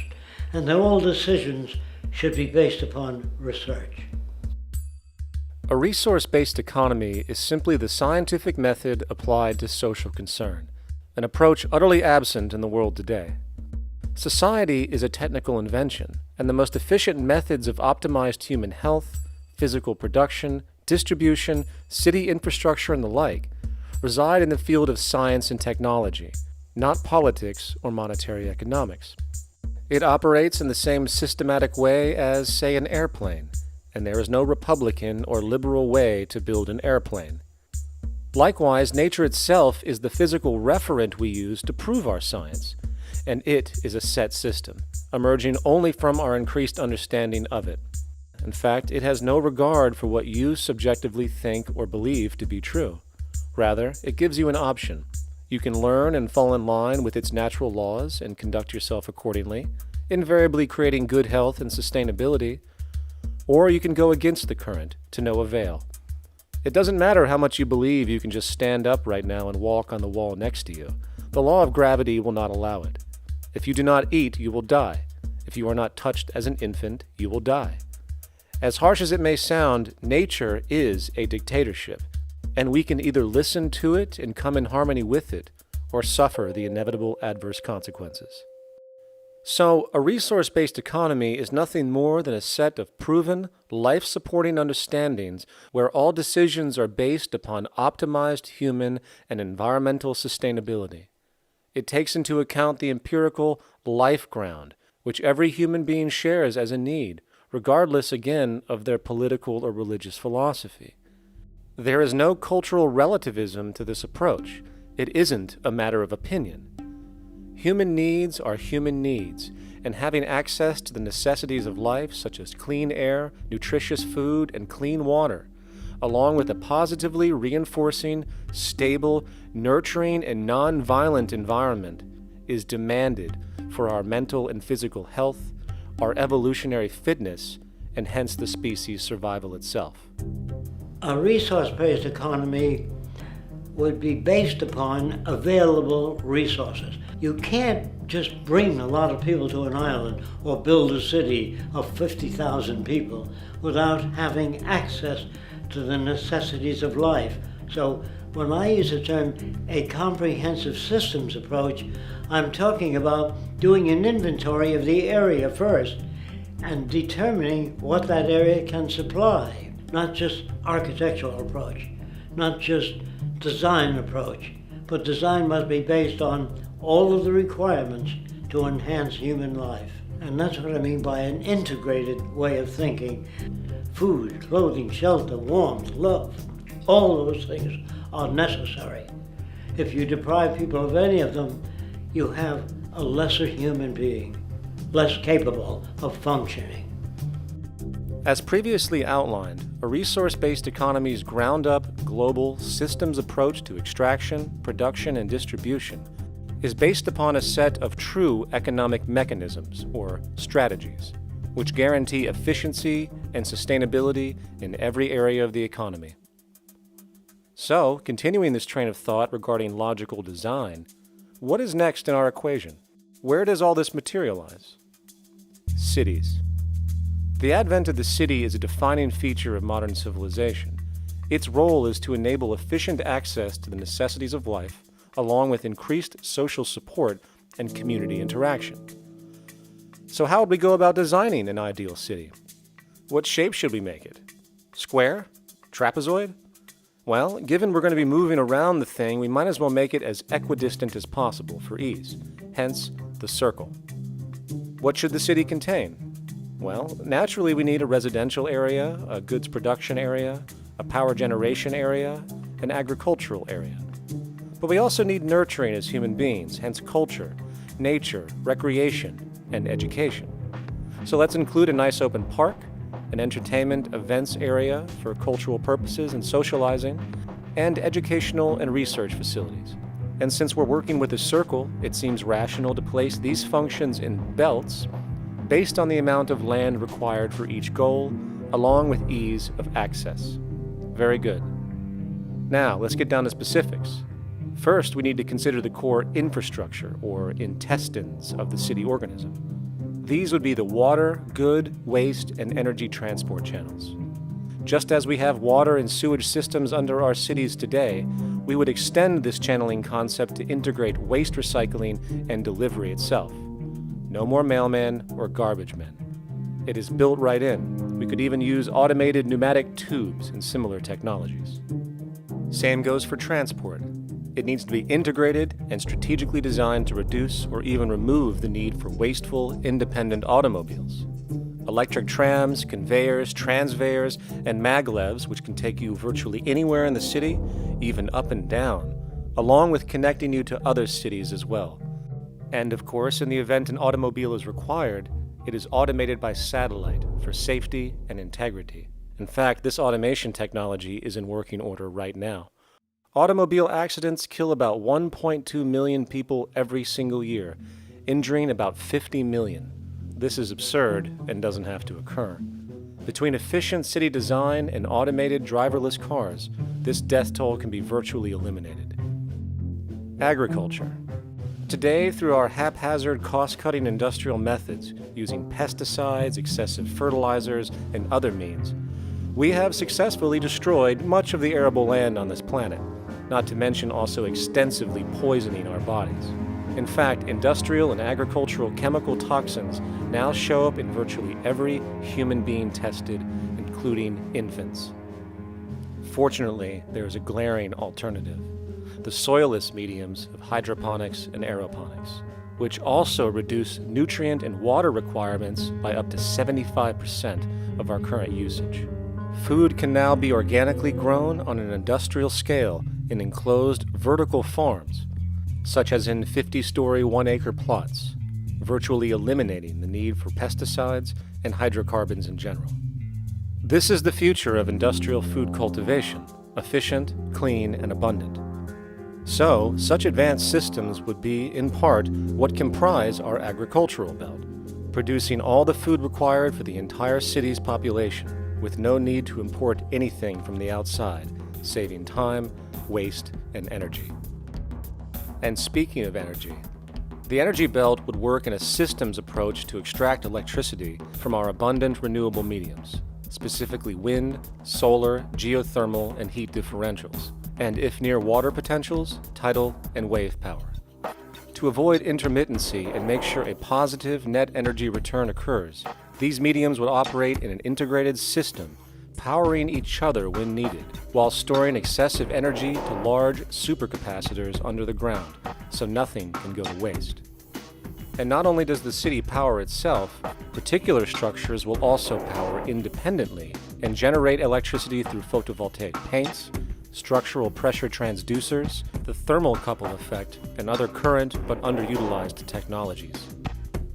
But of course, this begs the question, how does this technology and goods in general get created in the first place? This brings us to production. The industrial belt, apart from having hospitals and the like, would be the hub of factory production. Completely localized overall, it would of course obtain raw materials by way of the global resource management system just discussed, with demand being generated by the population of the city itself. As far as the mechanics of production, we need to discuss a new, powerful phenomenon which was sparked very recently in human history and is on pace to changing everything. It's called mechanization, or the automation of labor. Well, if you look around you, you'll notice that almost everything that we use today is built automatically. Your shoes, your clothes, your home appliances, your car, and so on. They are all built by machines in an automatic way. Can we say that the society has not been influenced by these major technological advancements? Of course not. These systems really dictate new structures and new needs, and they make a lot of other things obsolete. So we've been going up in the development and use of technology in an exponential way. So definitely automation is going to continue. You cannot stop technologies that just make sense.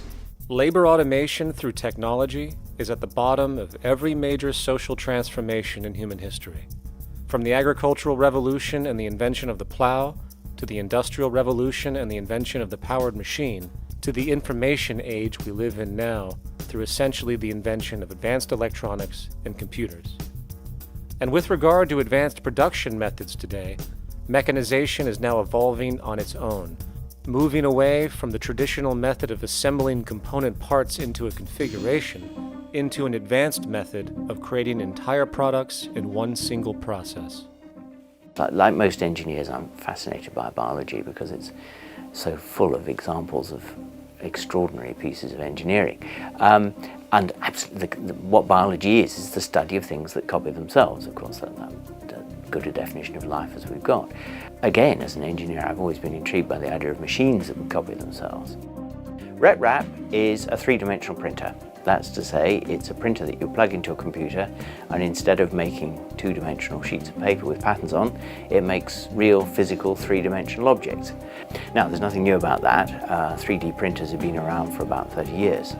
Big thing about RepRap is that it prints most of its own parts. So if you've got one, you can make another one and give it to a friend, as well as being able to print lots of useful things. From the simple printing of basic household goods in your home, to the printing of an entire automobile body in one swoop, advanced automated 3D printing now has the potential to transform virtually every field of production, including home construction. Contour crafting is actually a fabrication technology, the so-called 3D printing, when you directly build a 3D object from a computer model. Using contour crafting, it will be possible to build a 2,000 square foot home entirely by the machine in one day. The reason that people are interested in automating construction is that it really brings a lot of benefits. For example, construction is pretty labor intensive, and although it provides job for a sector of the society, it also has issues and complications. For example, Construction is the most dangerous job that there is. It is worse than mining and agriculture. It has got the highest level of fatality almost in every country.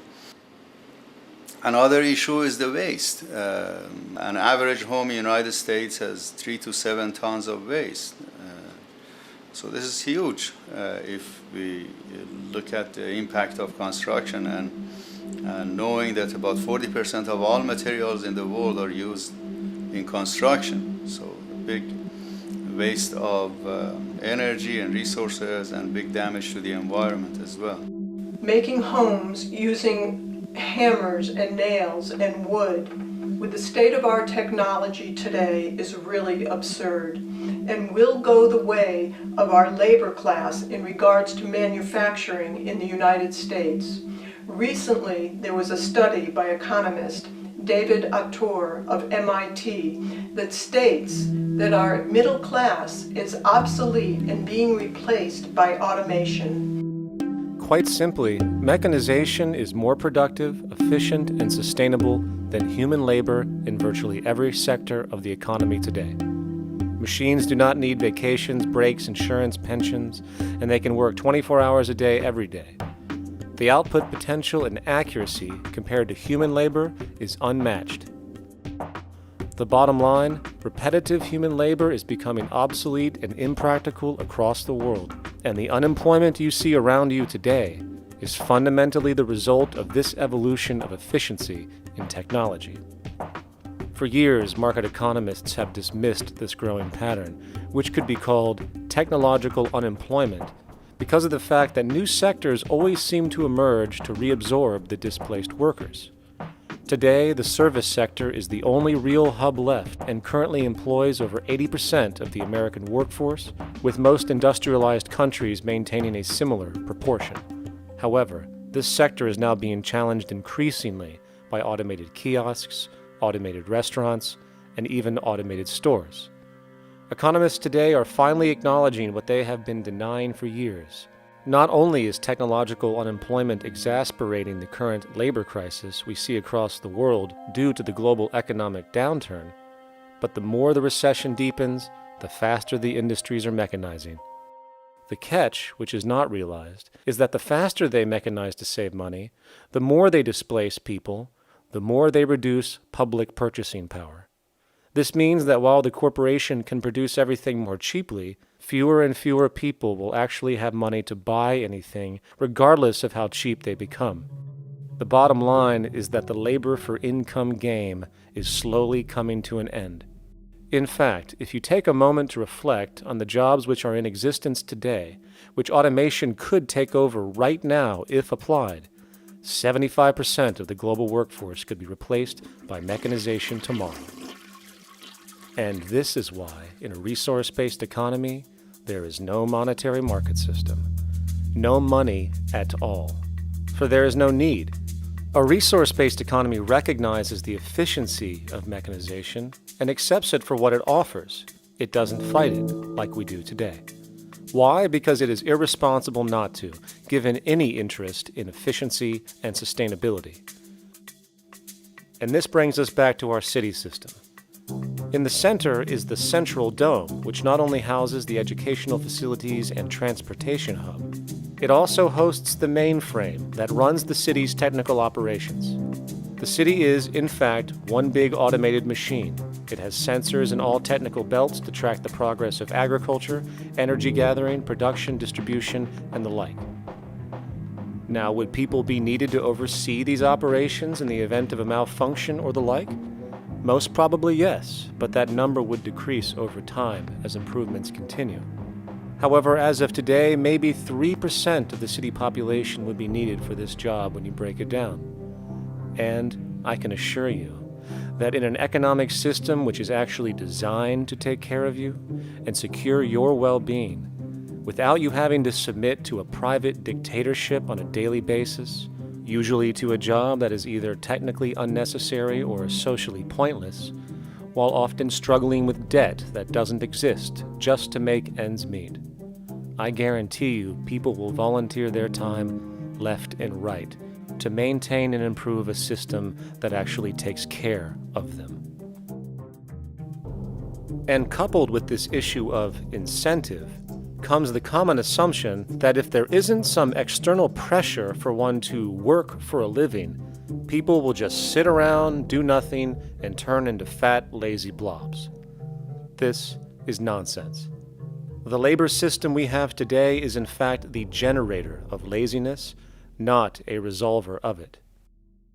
If you think back to when you were a child, full of life, interested in new things to understand, likely creating and exploring, but as time went on, the system pushed you into the focus of figuring out how to make money. And from early education to study at a university, you are narrowed, only to emerge as a creature which serves as a cog in a wheel in a model that sends all the fruits to the upper 1%. Scientific studies have now shown that people are, in fact, not motivated by monetary reward when it comes to ingenuity and creation. The creation itself is the reward. Money, in fact, appears only to serve as an incentive for repetitive, mundane actions, a role we have just now shown can be replaced by machine.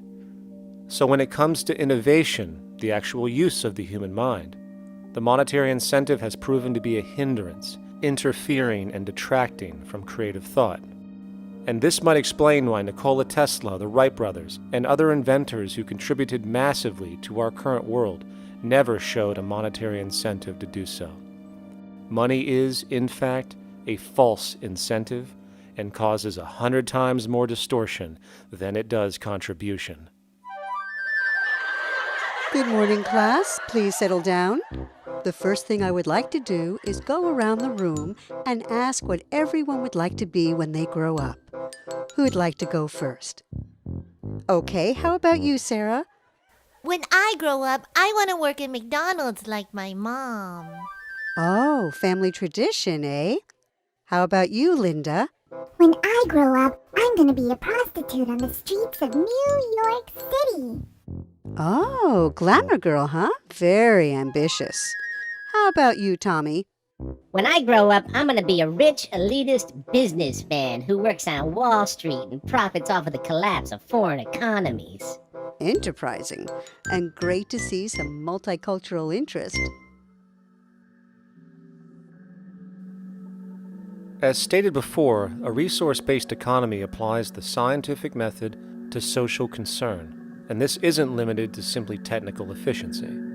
It also has the consideration of human and social well-being directly and what comprises it. What good is a social system if, in the end, it doesn't produce happiness and peaceful coexistence? So it is important to point out that with the removal of the money system and the necessities of life provided, we would see a global reduction in crime by about 95% almost immediately, for there is nothing to steal, embezzle, scam, or the like. 95% of all people in prisons today are there due to some monetary-related crime or drug abuse, and drug abuse is a disorder, not a crime. So what about the other 5%, the truly violent, often seeming to some as being violent for the sake of being violent? Are they just evil people? The reason that I frankly think it's a waste of time to engage in moral value judgments about people's violence is because it doesn't advance by one iota our understanding of either the causes or the prevention of the violent behavior. People sometimes ask if I believe in forgiving criminals. My answer to that is, no, I don't believe in forgiveness any more than I believe in condemnation. It's only if we as a society can take the same attitude of treating violence as a problem in public health and preventive medicine, rather than as a moral evil, it's only when we make that change in our own attitudes and assumptions and values that we will actually succeed in reducing the level of violence rather than stimulating it, which is what we do now. The more justice you seek, the more hurt you become, because there's no such thing as justice. There is whatever there is out there. That's it. In other words, if people are conditioned to be racist and bigots, if they're brought up in an environment that advocates that, why do you blame the person for it? They're a victim of a subculture. Therefore, they have to be helped. The point is, we have to redesign the environment that produces aberrant behavior. That's the problem, not putting a person in jail. That's why judges, lawyers, freedom of choice, such concepts are dangerous because it gives you misinformation that the person is bad or that person is a serial killer. Serial killers are made, just like soldiers become serial killers with a machine gun. They become killing machines, but nobody looks at them as murderers or assassins because that's natural. So we blame people. We say, well, this guy was a Nazi, he tortured Jews. No, he was brought up to torture Jews. Once you accept the fact that people have individual choices and they're free to make those choices, free to make choices means without being influenced.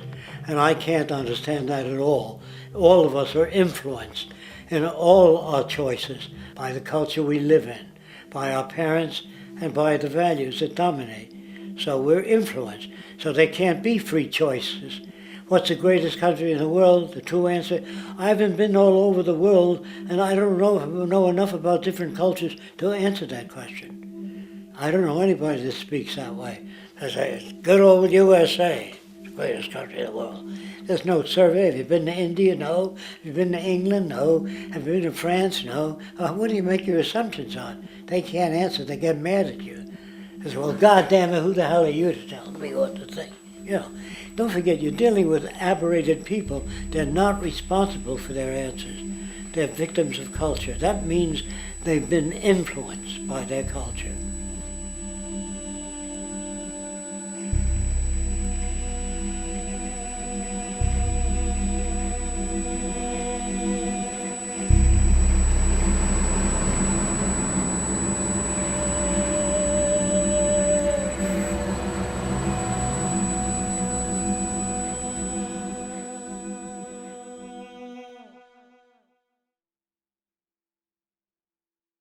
When we consider a resource-based economy, there are often a number of arguments that tend to come up with regard to the efficiency. Now hold on just a minute. Yes? I know what this is. This is called Marxism, buddy. Stalin killed 800 billion people because of ideas like this. My father died in the gulag. Hold on. Communist, fascist. You don't like America, you should just leave. All right, everybody just calm down. Death to the New World Order. Death to the New World Order. And as the irrationality of the audience grew, shocked and confused, suddenly the narrator suffered a fatal heart attack. And the seemingly communist propaganda film was no more.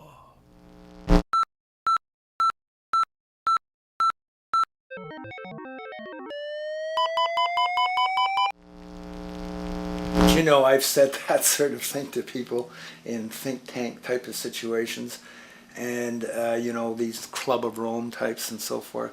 Marxist. What Marxist? Where did that come from? You know, they got this icon they hold on to as their holy grail. And it's such an easy one, you know. People ask if I'm a socialist or a communist or a capitalist, and I say I'm none of the above. And why do you think that those are the only options? All of those political constructs were created by writers who assumed that we lived on a planet of infinite resources. Not a one of those political philosophies even contemplates that there might be a shortage of anything.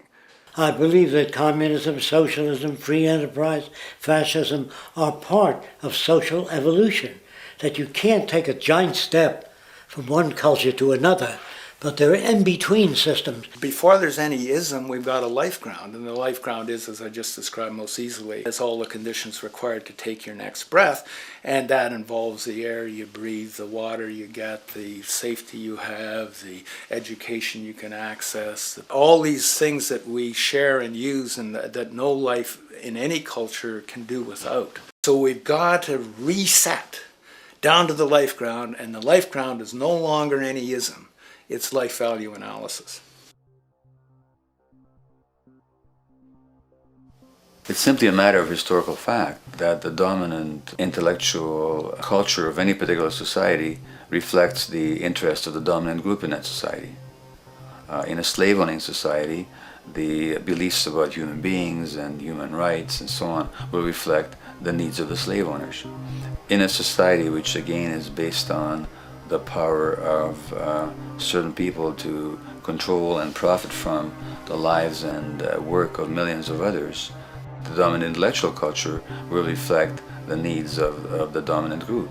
And so that if you look across the board, the ideas that pervade psychology and sociology and history and political economy and political science fundamentally reflect certain elite interests.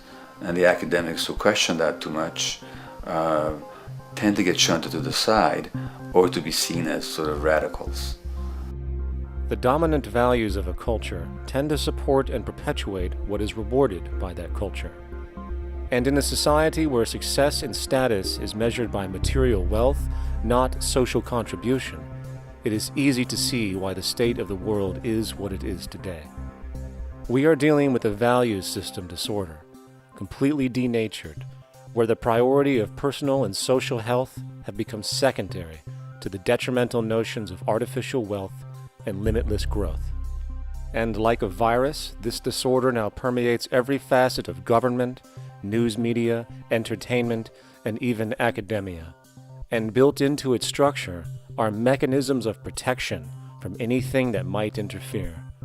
Disciples of the monetary market religion, the self-appointed guardians of the status quo, constantly seek out ways to avoid any form of thought which might interfere with their beliefs, the most common of which are projected dualities. If you are not a Republican, you must be a Democrat. If you are not a Christian, you might be a Satanist. And if you feel society can be greatly improved to consider perhaps, taking care of everyone, you're just a utopianist. And the most insidious of them all, if you are not for the free market, you must be against freedom itself. I'm a believer in freedom.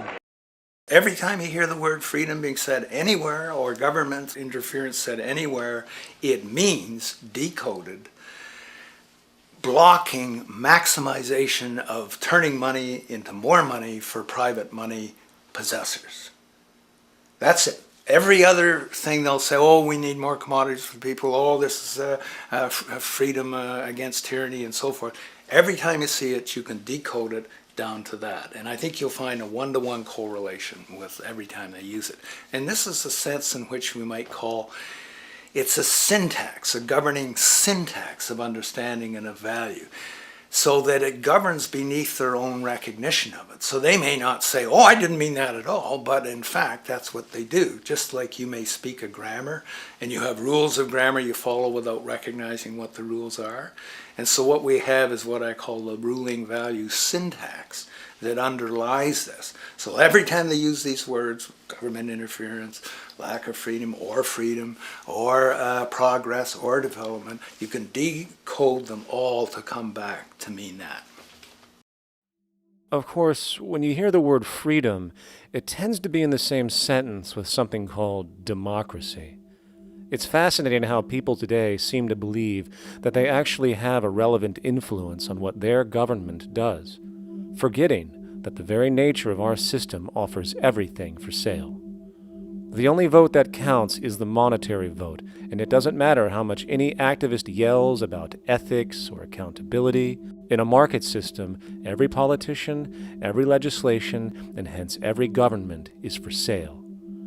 And even with the $20 trillion bank bailout starting in 2007, an amount of money which could have changed, say, the global energy infrastructure to fully renewable methods, instead going to a series of institutions that literally do nothing to help society, institutions that could be removed tomorrow with no recourse.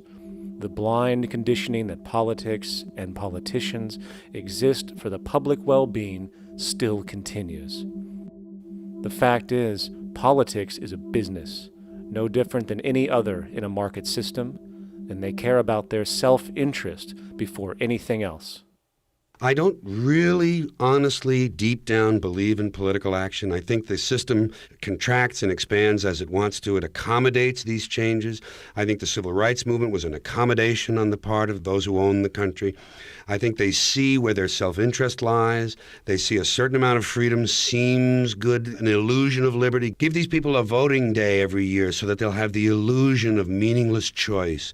Meaningless choice that we go like slaves and say, "Oh, I voted." The limits of debate in this country are established before the debate even begins, and everyone else is marginalized. They're made to seem either to be communists or some sort of disloyal person, a kook, there's a word, and now it's conspiracy. Say, they've made that something that should not be even entertained for a minute, that powerful people might get together and have a plan. Doesn't happen. You're a kook. You're a conspiracy buff. And of all the mechanisms of defense of this system, there are two that repeatedly come up. The first is this idea that the system has been the cause of the material progress we have seen on this planet. Well, no. There are basically two root causes which have created the increased so-called wealth and population growth we see today. One, the exponential advancement of production technology, hence scientific ingenuity. And two, the initial discovery of abundant hydrocarbon energy, which is currently the foundation of the entire socioeconomic system. The free market, capitalist, monetary market system, whatever you want to call it, has done nothing but ride the wave of these advents with a distorted incentive system and a haphazard, grossly unequal method of utilizing and distributing those fruits. The second defense is a belligerent social bias generated from years of propaganda, which sees any other social system as a route to so-called tyranny, with various name droppings of Stalin, Mao, Hitler, and the death tolls they generated. Well, as despotic as these men might have been, along with the societal approaches they perpetuated, when it comes to the game of death, when it comes to the systematic daily mass murder of human beings, nothing in history compares to what we have today. Famines throughout at least the last century of our history have not been caused by a lack of food. They've been caused by relative poverty. The economic resources were so inequitably distributed that the poor simply didn't have enough money with which to buy the food that would have been available if they could have afforded to pay for it. That would be an example of structural violence.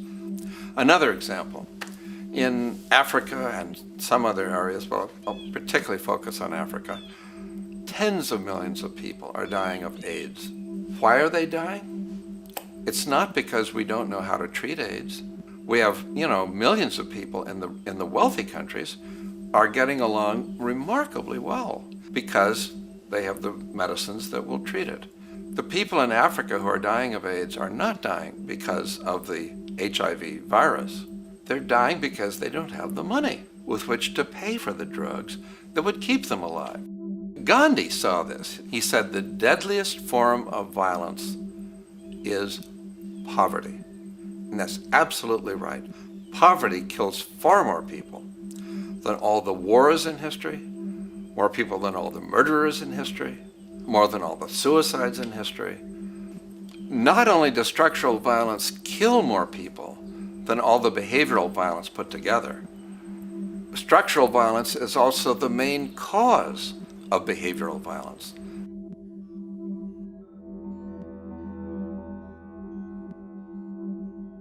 Oil is the foundation of, and it is present throughout the edifice of human civilization. There are 10 calories of hydrocarbon energy, oil and natural gas, in every calorie of food you and I eat in the industrialized world.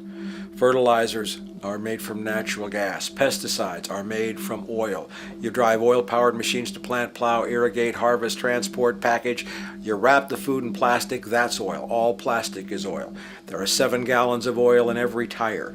Oil is everywhere. It's ubiquitous. And it's only because of oil that there are 7 billion people, or almost 7 billion people on this planet right now. The arrival of this cheap, easy energy, which is equivalent, by the way, to billions of slaves working around the clock, changed the world in such a radical way over the last century, and the population has gone up 10 times. But by 2050, oil supply is able to support less than half the present world's population in their present way of life. So the scale of adjustment to live differently is just enormous. The world is now using 6 barrels of oil for every barrel it finds. 5 years ago, it was using 4 barrels of oil for every barrel it finds. A year from now, it's going to be using 8 barrels of oil for every barrel it finds. What's disturbing to me is the lack of any real effort from governments worldwide or industry leaders worldwide to do something different. I mean, we have these sort of attempts to build more wind power and to maybe do something with tide. We've got attempts to make our cars a little bit more efficient. But there's nothing which really looks like a revolution coming along. These are all pretty minor. And that, I think, is pretty frightening. And the governments who are driven by these economists who don't really appreciate what we're talking about are trying to stimulate consumerism to restore past prosperity in the hope that they can restore the past. They're printing yet more money lacking any collateral at all. So if the economy improves and recovers and growth, famous growth comes back, it'll only be short-lived because within a short period of time, counted in months rather than years, it'll hit the supply barrier again. There'll be another price shock and a deeper recession. So I think we go into a series of vicious circles. So you have the economic growth going up, price spike, everything shuts down, that's where we are now. Then it starts to come up again. But what we have now is this area where there's no more ability to produce cheap energy. We're at the peak. We're on the downslope of oil production. No way you're going to get any more out of the ground any faster, which means that things shut down. The price of oil drops, which it did in early 2009, but then as you have an ersatz so-called recovery, the price of oil starts to come back. It's recently been hovering around $80 a barrel, and what we see is at $80 a barrel now, with the economic and financial collapse, people are having a hard time affording that. World oil production right now is about 86 million barrels a day. Over 10 years, you're looking at roughly 40 million barrels a day having to be replaced. There's nothing around which can come even within 1% of meeting that sort of demand. If we don't do something pretty quickly, there's going to be a huge energy deficiency. I think the big mistake is in not recognizing a decade or so ago that a concerted effort needed to be made to develop these sustainable forms of energy. I think that's something our grandchildren will look back on with total disbelief. You people knew that you were dealing with a finite commodity. How could you possibly have built your economy around something which was going to disappear? For the first time in human history, the species is now faced with the depletion of a core resource central to our current system of survival. And the punchline of the whole thing is that even with oil becoming more and more scarce, the economic system will still blindly push its cancerous growth model, so people can go out and buy more oil-powered cars to generate GDP and jobs, exacerbating the decline. Are there solutions to replace the edifice of the hydrocarbon economy? Of course. But the path needed to accomplish these changes will not manifest through the market system protocols required, since new solutions can only be implemented through the profit mechanism. People are not investing in renewable energies because there is no money in it in both the long and short term, and the commitment needed to make it happen can only occur at a severe financial loss. Hence, there is no monetary incentive, and in this system, if there's no monetary incentive, things do not happen. And on top of it all, peak oil is just one of many surfacing consequences of the environmental social train wreck gaining speed today. Other declines include freshwater, the very fabric of our existence, which is currently showing shortages for 2.8 billion people, and those shortages are on pace to reach 4 billion by 2030. Food production, the destruction of arable cropland, from which 99.7% of all human food comes from today, is occurring up to 40 times faster than it is being replenished. And over the last 40 years, 30% of the arable land has become unproductive. not to mention that hydrocarbons are the backbone of agriculture today, and as it declines, so will the food supply. As far as resources in general, at our current patterns of consumption, by 2030 we will need 2 planets to continue our rates, not to mention the continual destruction of life-supporting biodiversity, causing extinction spasms and environmental destabilization across the globe. And with all of these declines, we have the near exponential population growth, where by 2030 there might be over 8 billion people on this planet. Energy production alone would need to increase 44% by 2030 to meet such demand. And again, since money is the only initiator of action, are we to expect that any country on the planet is going to be able to afford the massive changes needed to revolutionize agriculture, water processing, energy production, and the like, when the global debt pyramid scheme is slowly shutting the entire world down? Not to mention the fact that the unemployment you currently see is going to become normality due to the nature of technological unemployment. The jobs are not coming back. And finally, a broad social perspective. From 1970 to 2010, poverty on this planet doubled due to this system. And given our current state, do you honestly think we will see anything less than more doubling, more suffering, and more mass starvation? There is not going to be any recovery. This is not some long depression that we're someday going to pull out of. I think the next phase we're going to see after the next round of economic collapse is massive civil unrest, when employment checks stop being paid because the states have no money left. And when things get so bad that people lose confidence in their elected leaders, they will demand change if we don't kill each other in the process or destroy the environment. I'm just afraid that we might get to the point of no return. And that bothers me no end. We do all we can to avoid that condition. It's clear that we're on the verge of a great transition in human life. That what we face now is this fundamental change of the life we've known over the last century. There has to be a link between the economy and the resources of this planet, the resources being, of course, all animal and plant life, the health of the oceans and everything else. This is a monetary paradigm that will not let go until it's killed the last human being. The in-group will do all it can to stay in power. And that's what you got to keep in mind. They'll use the Army and Navy and lies or whatever they have to use to keep in power. They're not about to give it up because they don't know of any other system that will perpetuate their kind.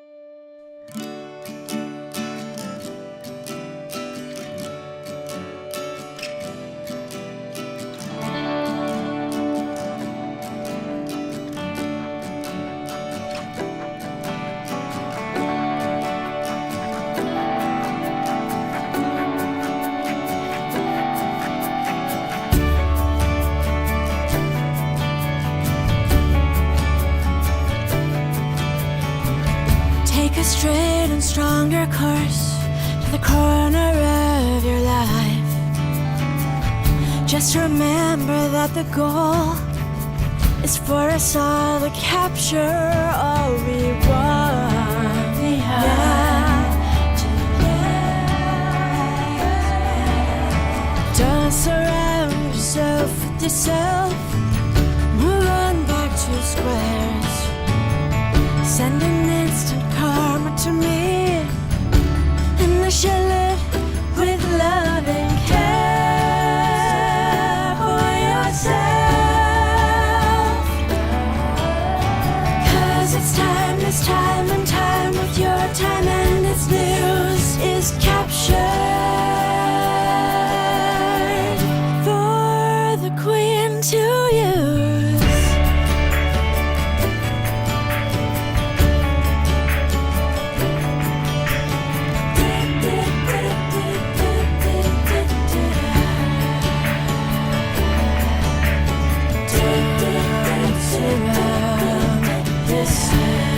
With yourself, dance around yourself.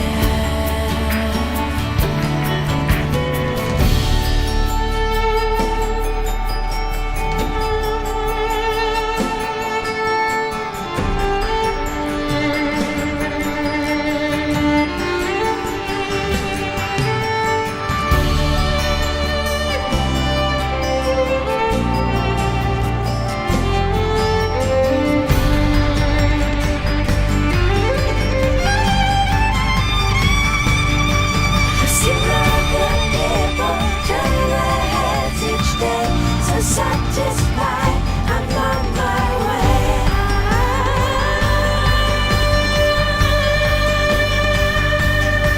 To see other people turn their heads each day. So satisfied, I'm on my way.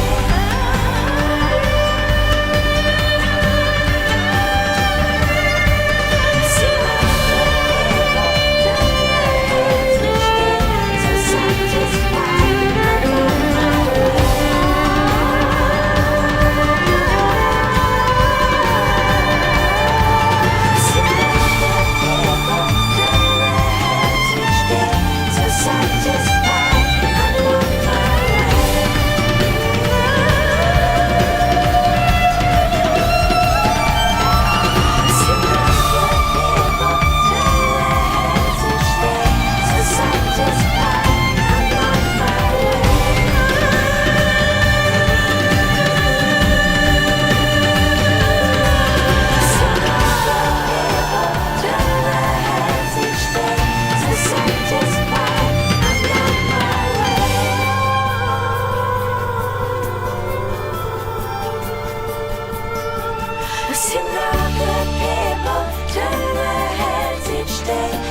Satisfied, I'm on my way.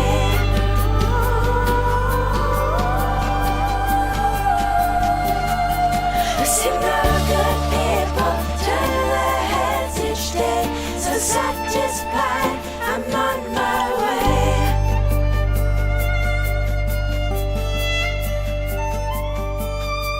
I see no good people turn their heads each day. So satisfied, I'm on my way.